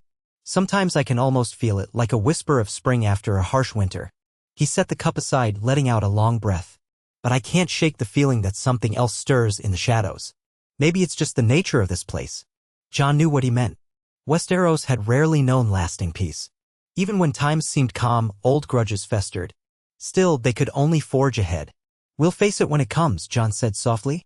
They parted ways soon after, each returning to private chambers. Jon managed some rest, though his dreams were thick with images of ravens circling a tumultuous sea. Bran's warning echoed in his thoughts. He woke before dawn, as always, pushing aside the lingering dread. There was too much to do to dwell on nightmares. A fortnight later, a new longship arrived from the Iron Islands, carrying a boy of about 12 with dark hair and wary blue eyes, Yara's nephew, the hostage. He was delivered in the presence of a small delegation of ironborn warriors who eyed the Red Keep with guarded hostility. The boy was sullen and silent at first, refusing to speak more than a few words. Jon assigned him a modest suite of rooms, provided a tutor, and made sure he had some freedom of the castle yard. The child was not a prisoner in shackles, but a ward who would live in the capital until Yara's loyalty was proven. In the following weeks, the boy Aaron, named after an old Greyjoy, began to soften. He remained proud, but it was the pride of a child who wanted to seem braver than he felt. Jon sometimes found him lurking near the stables, watching the horses with cautious fascination. The Iron Islands were sparse in horses, and the lad had never ridden one. One afternoon, Jon came across him stroking the muzzle of a patient mare. Aaron jumped back, startled. Easy, Jon said gently. She's docile enough if you don't yank her mane. Aaron glowered, protective of his pride. I know that. Jon nodded, a slight smile tugging at his lips. Would you like to ride her? With a stable hand to guide you at first. Aaron looked torn, as though he longed to say yes but feared seeming too eager. Finally, he shrugged, trying to play it off. I suppose. Jon motioned to a stable hand, who prepared the horse and led Aaron in slow circles around the yard. At first, the boy's face was tight with concentration, but soon a gleam lit his eyes. Jon watched from the fence, remembering his own first time on horseback under Robb's teasing supervision. The memories left an ache in Jon's chest, but also a glimmer of hope that perhaps bridging these cultural divides was possible. When Aaron dismounted, he avoided Jon's gaze, yet his excitement was clear. He ran a hand through his hair. She's not bad. Jon managed not to smile. You can ride again, any time you like. Aaron muttered a grudging thank you and hurried away, but he didn't disappear entirely. Over the days that followed, he began to linger in the training yard, watching knights and soldiers at practice. Jon invited him to observe the archery range, sometimes to hold a bow himself. The boy was stubborn and proud, but he was also lonely in a strange land. Bit by bit, he warmed to Jon's presence, though he would never admit it openly. Elsewhere in the castle, Tyrion worked on a plan to reinvigorate trade across the narrow sea. He believed that a new alliance with Bravos or Pentos could bring gold and resources into the realm, speeding reconstruction. Jon was skeptical, reminding Tyrion of the debt that once strangled the crown. Tyrion pointed out that the Iron Bank had come calling after the war, demanding repayment of old loans, but they had been strangely lenient once they saw the realm's leadership was stable. That means they see profit, Tyrion said, and we can't ignore that. Better we negotiate favorable terms now than wait until we're desperate. Jon acquiesced, allowing Tyrion to send envoys to Bravos. Meanwhile, Gendry began forging stronger ties with the Riverlands, signing pacts with minor lords to ensure safe passage for merchant caravans. The once-shattered roads were slowly being repaired, and travelers brought news of improved harvests in the Reach, modest growth in the Westerlands, and no fresh conflicts with Dorne. Though the scars of war remained, there was a cautious sense that perhaps peace could last if properly nurtured. One crisp autumn morning, while reviewing a stack of scrolls in his solar, Jon was alerted by a sudden commotion in the courtyard. He hurried downstairs to find guards scrambling to contain a loud argument near the gates. Pushing through the knot of onlookers, he saw that the source of the disturbance was none other than a group of wildlings, free folk, led by Tormund Giantbane. Jon's heart leapt with recognition and surprise. He strode forward, waving away the guards. Tormund spotted him and broke into a broad grin, though his eyes held a serious glint. "Jon Snow," he roared, arms spread wide as if to embrace the entire courtyard. "We came as soon as we heard you were playing king in the south." Jon couldn't suppress a grin of his own. He clasped Tormund's forearm. "It's good to see you. What brings you here?" Tormund shrugged his broad shoulders. "We were at the wall, the few of us left after the war. But the Night's Watch barely numbers enough to guard a single castle. The free folk still roam near Harhome and the western edges. Then we heard rumors that you'd tamed the Southlands, so we thought to see if you could do the same for us." Jon's face grew more serious. "Is something wrong in the far north?" Tormund's jovial manner faded slightly. "Could be. Some free folk are restless. They remember how you let them through the wall once, promised them land where they wouldn't freeze or starve. But the war came, many died. Now some new clan leaders say the free folk shouldn't rely on a southern king's promises. They're forming their own gatherings, some near the Gift, some deeper in the mountains. I came to see if you'll keep your word to them." Jon's brows furrowed. "I haven't forgotten. But the realm's still rebuilding. Resources are thin." Tormund crossed his arms. "Then we can talk. But keep in mind, if the free folk feel abandoned, they might start raiding south of the wall again. They're not keen on kneeling either. But they trusted you once. Will you help them or not?" Jon glanced around the courtyard. Onlookers watched warily. Many Southerners still viewed wildlings with fear and suspicion. Jon knew Tormund and many of his kin had fought bravely against the White Walkers, but old prejudices died hard. He lowered his voice. "We'll speak in private. I'll do what I can." Tormund nodded curtly. "That's all I ask." Jon brought Tormund and a few of his wildling companions inside.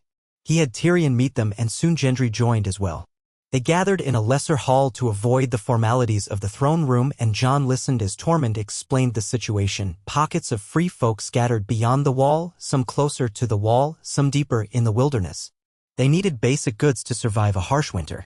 They also desired access to farmland in the Gift, which had been promised to them in the name of the crown back when the primary threat was the dead. But the Night's Watch now insisted it needed those lands for its own supplies. "They won't let our people settle," Tormund said, his voice rising.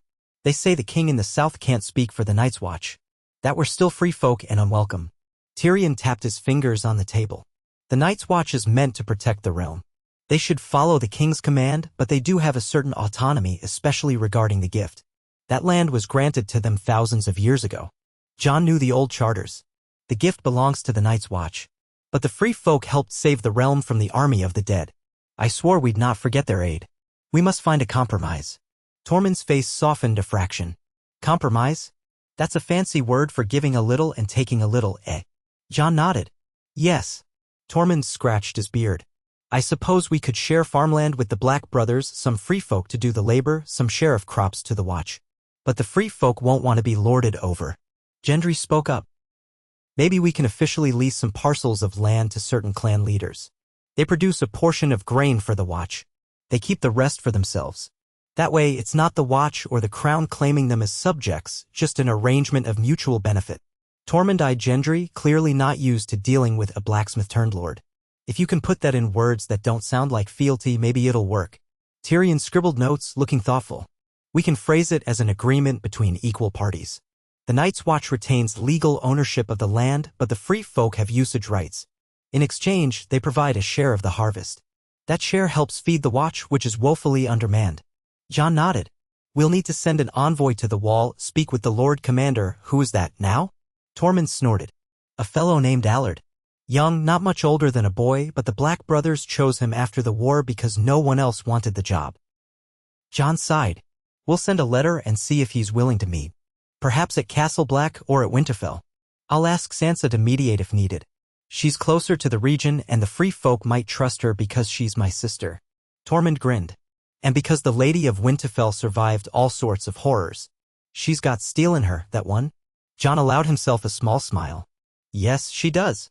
So it was decided. Jon penned a message to the Night's Watch, proposing a summit with representatives of the free folk.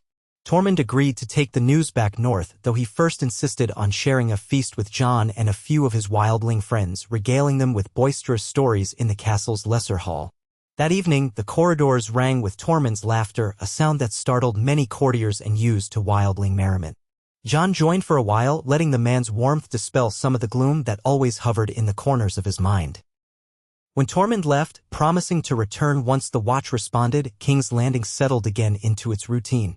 Jon resumed his daily hearings, Tyrion continued forging trade deals, and Gendry supervised the flow of building materials. Aeron Greyjoy, the ironborn ward, spent more time in the yard or in the library, growing slowly accustomed to life in the capital. He remained quiet but no longer sullen. His presence was the living symbol of the fragile peace with the Iron Islands. A few months passed in this relative calm. The city's population grew as refugees returned, finding the blackened ruins replaced by new homes.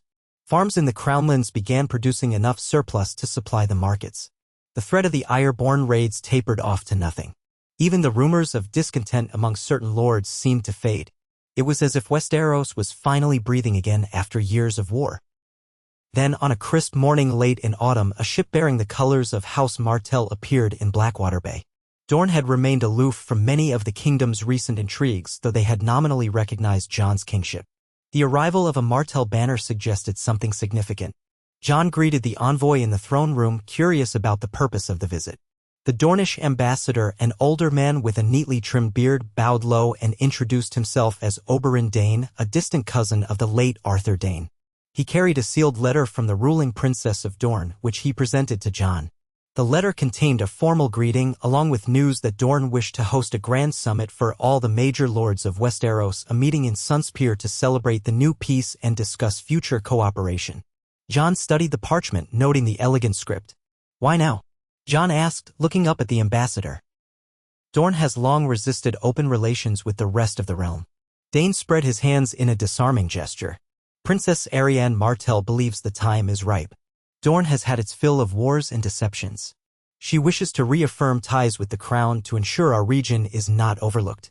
Hosting a summit in Sunspear would demonstrate our commitment to unity. Tyrion, standing at Jon's side, raised an eyebrow. A generous offer, to be sure. But how do we know this isn't a ploy to gauge the crown's weakness? Dane inclined his head. Dorne is proud, but we have no desire to see more blood spilled. My princess hopes the rest of the realm will meet us halfway. You need not commit immediately, but she awaits your response. Jon exchanged a look with Tyrion and then with Davos, who stood nearby. I will consider it. If the realm can gather peacefully in Dorne, it might be a step toward lasting unity. We have many issues that concern all of us. Trade routes, mutual defense, the repopulation of war-torn areas. A grand summit could be worthwhile. The ambassador bowed again, relieved. Thank you, Your Grace. I will await your answer. With that, Dane was taken to comfortable quarters. Jon convened a quick council meeting, inviting Tyrion, Davos, Gendry, and a few others. They weighed the pros and cons of accepting Dorne's invitation. While many lords might welcome a grand meeting, traveling all the way to Sunspear could be costly and time-consuming. Yet refusing could be seen as a slight. In the end, Jon decided to accept, provided that certain security arrangements were guaranteed. He penned a careful reply, commending Princess Arianne for her initiative and stating that he would journey south with a contingent of advisors. He would also invite the major lords of Westeros to join should they wish to present their concerns and visions for peace. Over the ensuing weeks, preparations began. Tyrion organized a caravan, selecting guards, scribes, and supplies. Gendry agreed to accompany them, curious about potential new alliances for Storm's End. Davos, however, demurred. He said the sea voyages between King's Landing and Dorne stirred too many uncomfortable memories, and besides, someone needed to keep a steady hand on the city's day-to-day affairs. Jon respected that, leaving Davos in charge of the capital. Aeron Greyjoy would remain as well, though Jon worried for the boys' comfort. Tyrion joked that Aeron might enjoy having more space to roam, free from the king's watchful gaze. Word spread across the realm that a grand summit was to be held in Sunspear. Lords and ladies from every kingdom prepared for the journey, though some withheld their intentions, not wanting to show their hand prematurely. Sansa wrote from Winterfell, uncertain if she could travel so far south before the first snows blocked the roads. She promised to send a representative if she herself could not attend. Yara Greyjoy sent a terse letter stating she was too busy cementing her rule to sail to Dorne, but she might send a captain in her stead. Amid all this activity, Jon felt a pang of unease. Large gatherings of powerful lords had a history of turning sour. Even so, he could not ignore Dorne's invitation. Perhaps this was a chance to address lingering grievances, to let the realm move forward together rather than in isolated pockets. He clung to that hope. When the time came to depart, Jon donned the black and gray cloak that bore the united sigils of Stark and Targaryen. He led a retinue of 300 men, knights, guards, stewards, and a few wagons loaded with provisions. Tyrion rode in a covered litter at times, joking that his legs weren't made for such long journeys. Gendry rode near the front, eager to see new lands. The roads south were dusty, winding past rolling hills, golden fields, and scattered farmsteads. Each night they camped under the stars, and Jon found it oddly refreshing to be on the road again, free from the stifling routine of the Red Keep. Yet the weight of the crown still pressed on him, an invisible burden he couldn't leave behind. They made their way through the Stormlands, stopping briefly at Storm's End. Gendry, proud to show Jon his seat, welcomed them into the ancient fortress perched on the cliff above the sea. Jon walked the ramparts, marveling at the thick walls battered by centuries of storms. Gendry spoke of forging new trade routes from the Stormlands to Essos, but admitted that shipping was always dangerous along those coasts. Jon listened quietly, trusting Gendry's practical knowledge.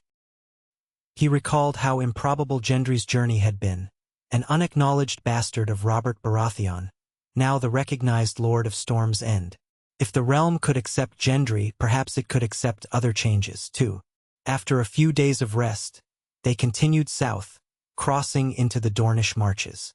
The landscape shifted, becoming drier, the sun harsher. Tyrion complained about the heat, recalling his time traveling with Prince Oberyn Martell long ago. Gendry sweated in his leathers but remained stoic. Jon found the desert air bracing compared to the damp cold of King's Landing. Occasionally they passed small Dornish towns, welcomed by local patrols wary of large armed parties.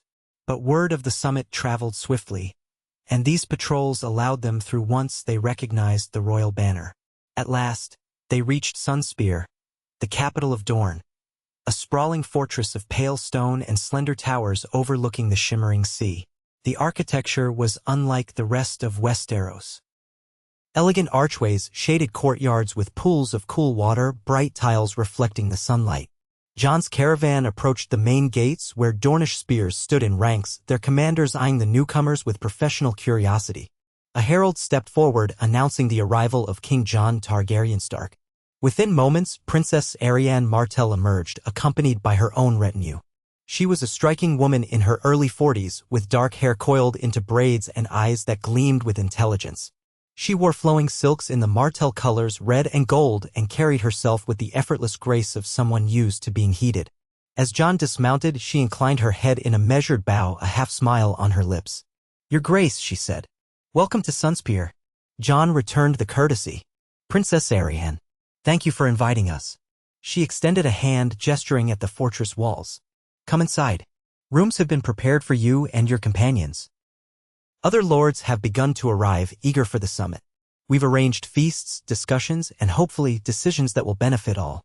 Jon and his party followed her through a maze of corridors and courtyards. The air smelled of citrus and spices, a far cry from the stale city scents of King's Landing. Servants in loose-fitting garb hurried about, offering chilled wine and bowls of fruit. Tyrion whispered to Jon that they might never want to leave. Gendry marveled at the bright mosaic floors even as he wiped sweat from his brow. They soon realized that the other delegates were indeed gathering. From the Reach came a coalition of minor lords who had assumed some of the Tyrell estates. From the Westerlands, Lord Brax and Lady Westerling. The Vale had sent Lord Yohn Royce. The Riverlands were represented by Edmure Tully's son, a young man in his 20s still learning statecraft. Even House Frey had a minor presence, though their name carried little respect after the Red Wedding. And so on. Each cluster of nobles was shown to guest chambers decorated with Dornish flair. The fortress buzzed with the hum of converging power. Jon was escorted to a grand suite with tall windows that overlooked a vast garden of date palms and lemon trees. Tyrion and Gendry were lodged nearby, each suite featuring cool tiled floors and canopied beds. Princess Arianne promised them that the official opening of the summit would occur in 2 days' time, giving everyone a chance to settle and mingle informally. That evening, a smaller welcome feast took place in an open-air courtyard where braziers glowed and dessert stars hung low in the sky. Jon found himself seated near Arianne at a long table. Tyrion was on his other side, with Gendry further down. Musicians played soft melodies on strange stringed instruments. The courtiers in attendance wore bright silks, jewelry that caught the firelight. Servants passed around platters of spiced meats, grilled peppers, and sweet wines. The warmth of the air, even at night, contrasted with the cooler climate Jon was used to. Arianne engaged Jon in conversation, her voice smooth. "How do you find Sunspear, your grace? Is it as you imagined?" Jon took a sip of the surprisingly sweet Dornish wine, finding it more tolerable than the sour reds of King's Landing. "It's beautiful. I haven't traveled much in Dorne. It's a different world." She inclined her head. "We pride ourselves on that. Dorne has always been a bit apart from the rest of Westeros, even when we joined under the Targaryens. We prefer to keep our customs intact, our approach to alliances flexible."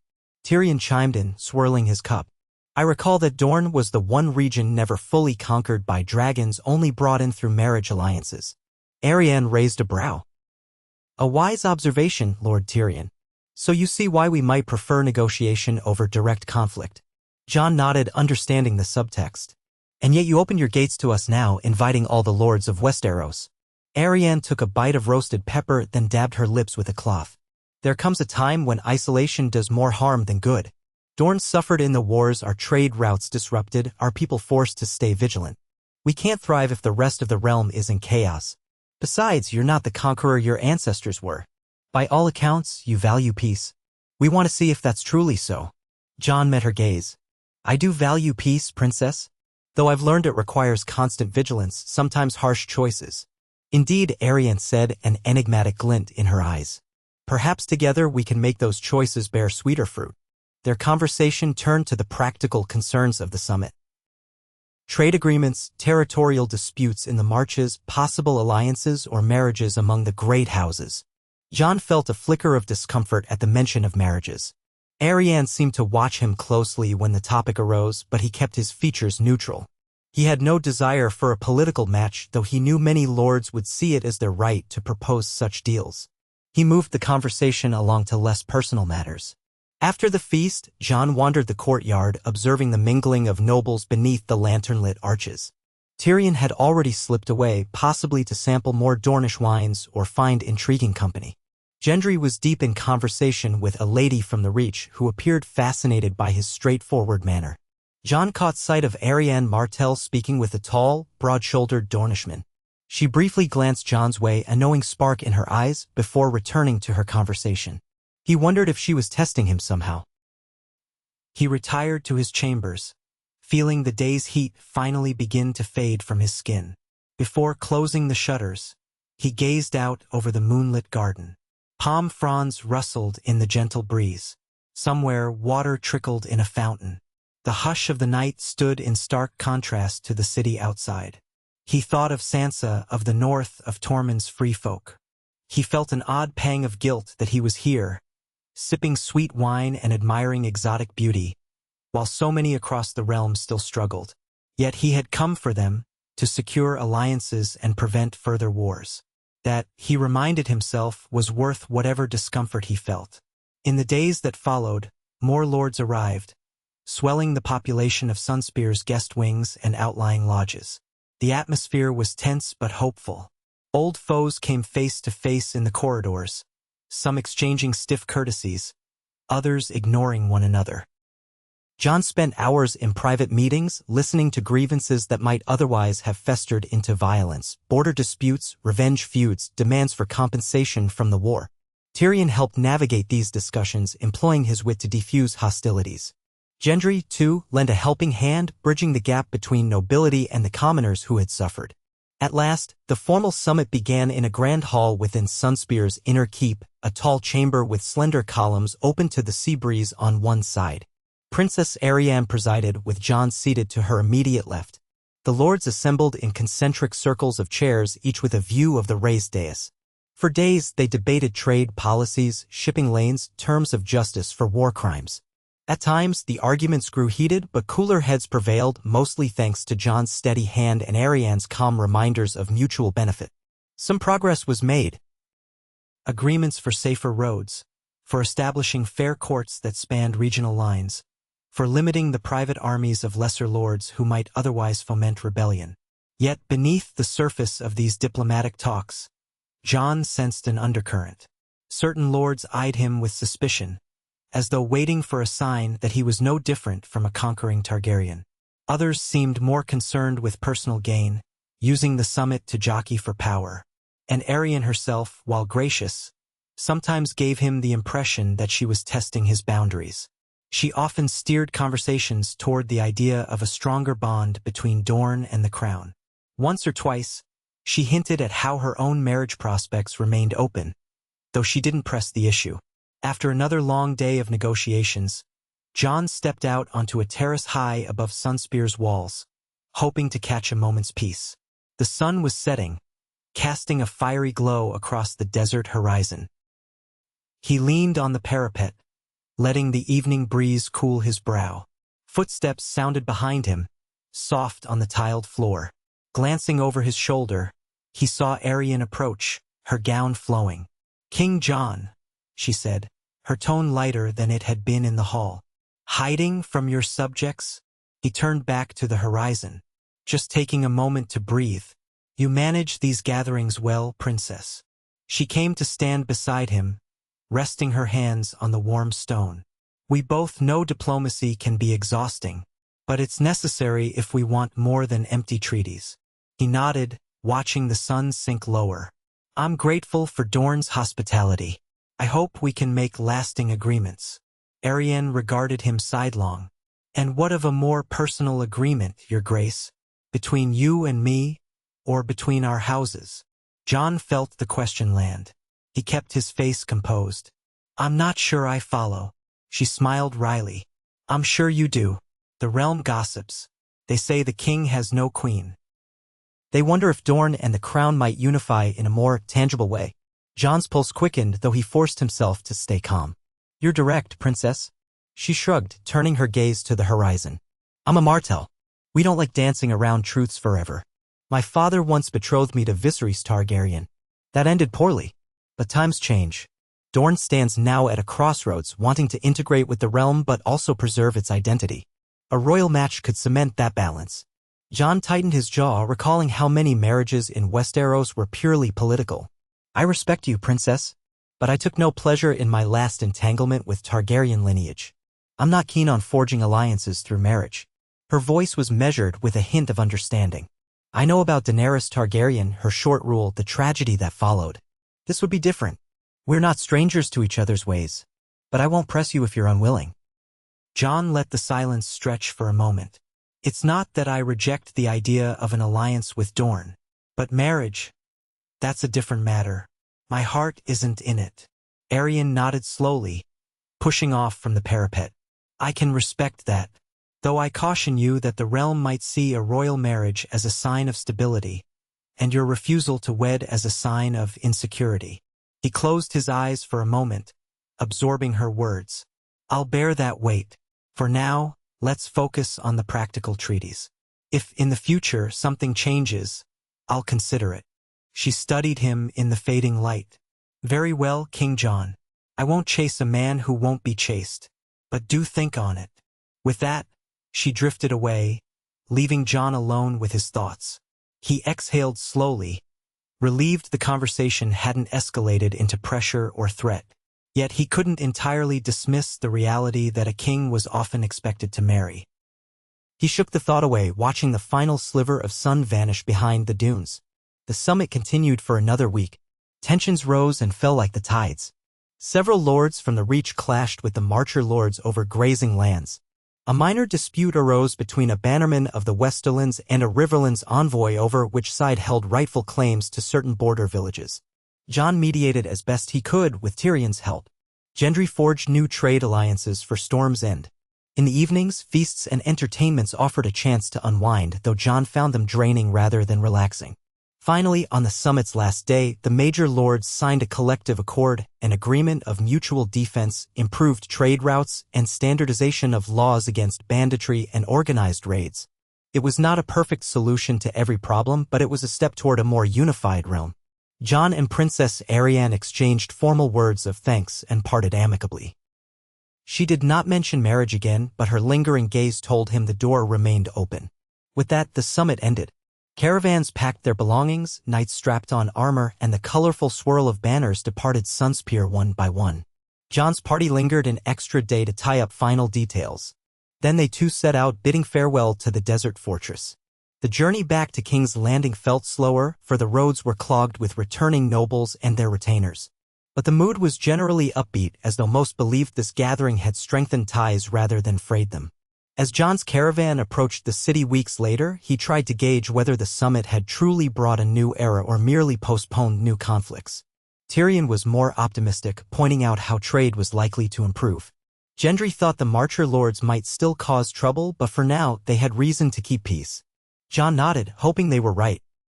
When at last the red walls of the capital rose before them, Jon felt a surprising sense of homecoming. The city he had once loathed for its intrigues now represented stability. People greeted him along the roads, cheering in modest but genuine relief that their king had returned safely. They recognized the restored banners, the glimpses of new prosperity. Inside the Red Keep, Davos met them with updates. The city had remained calm, no major incidents except for a small brawl between Tyroshi sailors and local merchants. Aaron Greyjoy had spent his time learning horseback riding, apparently. Letters awaited them from Sansa, from Yara, from various lords, each with its own requests and news. The cycle of governance resumed, just as Jon had known it would. That evening, as he settled into his solar, Jon felt a strange mix of exhaustion and guarded hope. The accords signed in Sunspear were a testament to the realm's willingness to cooperate for now. If that fragile peace could persist, Westeros might yet heal from the scars of war. Still, he remembered Bran's cryptic warning, the dream of crows circling a broken mast. He wondered if that omen still loomed, or if they had already avoided the danger. He sat by the window, the city lights twinkling below. A faint breeze stirred the curtains. In his mind, he pictured the entire kingdom, a tapestry of regions, each with its own pride and wounds. He thought of the north, of Sansa's calm council, of Tormund's free folk, seeking new lives near the wall, of Yara's ironborn, wrestling with old ways, of the blossoming alliances with Dorne and the rest. So many threads woven together. The idea of forging a truly unified realm felt as daunting as confronting the army of the dead had once been. Yet he recalled the moment they had emerged victorious on the long night, bloody, battered, but alive. If they could face that terror and survive, surely they could face the day-to-day trials of ruling a kingdom. Rising from his chair, Jon moved to the table where a map of Westeros lay spread, pinned at the corners. He traced a finger over the outlines of the 7 kingdoms. Stark and Targaryen, wolf and dragon. His heritage might be a paradox, but perhaps that paradox was exactly what Westeros needed. He pledged to himself, silently, that he would do all he could to prove worthy of that burden. As the candlelight flickered, he began writing letters, one to Sansa, updating her on the summit, one to Yara, requesting the latest on her war against the rogue captains, one to Tormund, inquiring about progress with the Night's Watch. Each word he wrote reaffirmed his duty, his determination to keep the realm stitched together by fragile hope. He was no longer Jon Snow the outcast, nor truly Aegon Targaryen the pretender. He was simply a man determined to protect a land he had grown to love, no matter the cost. Night deepened. He finished his final letter, sealing it with wax. Outside, the sky was infinite and star-flecked, a quiet promise of unknown possibilities. Tomorrow, the sun would rise, the city would wake, and the realm's problems would march back to his doorstep. But for this moment, he allowed a calm certainty to fill him, that he was exactly where he needed to be, doing exactly what he was meant to do.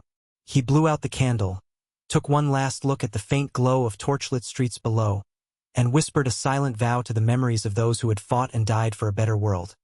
Ned Stark, Robb, Ygritte, Theon, Daenerys, and so many others. Then he retreated to the quiet dark of his chamber, letting the warmth of duty and possibility carry him into a restless but hopeful sleep.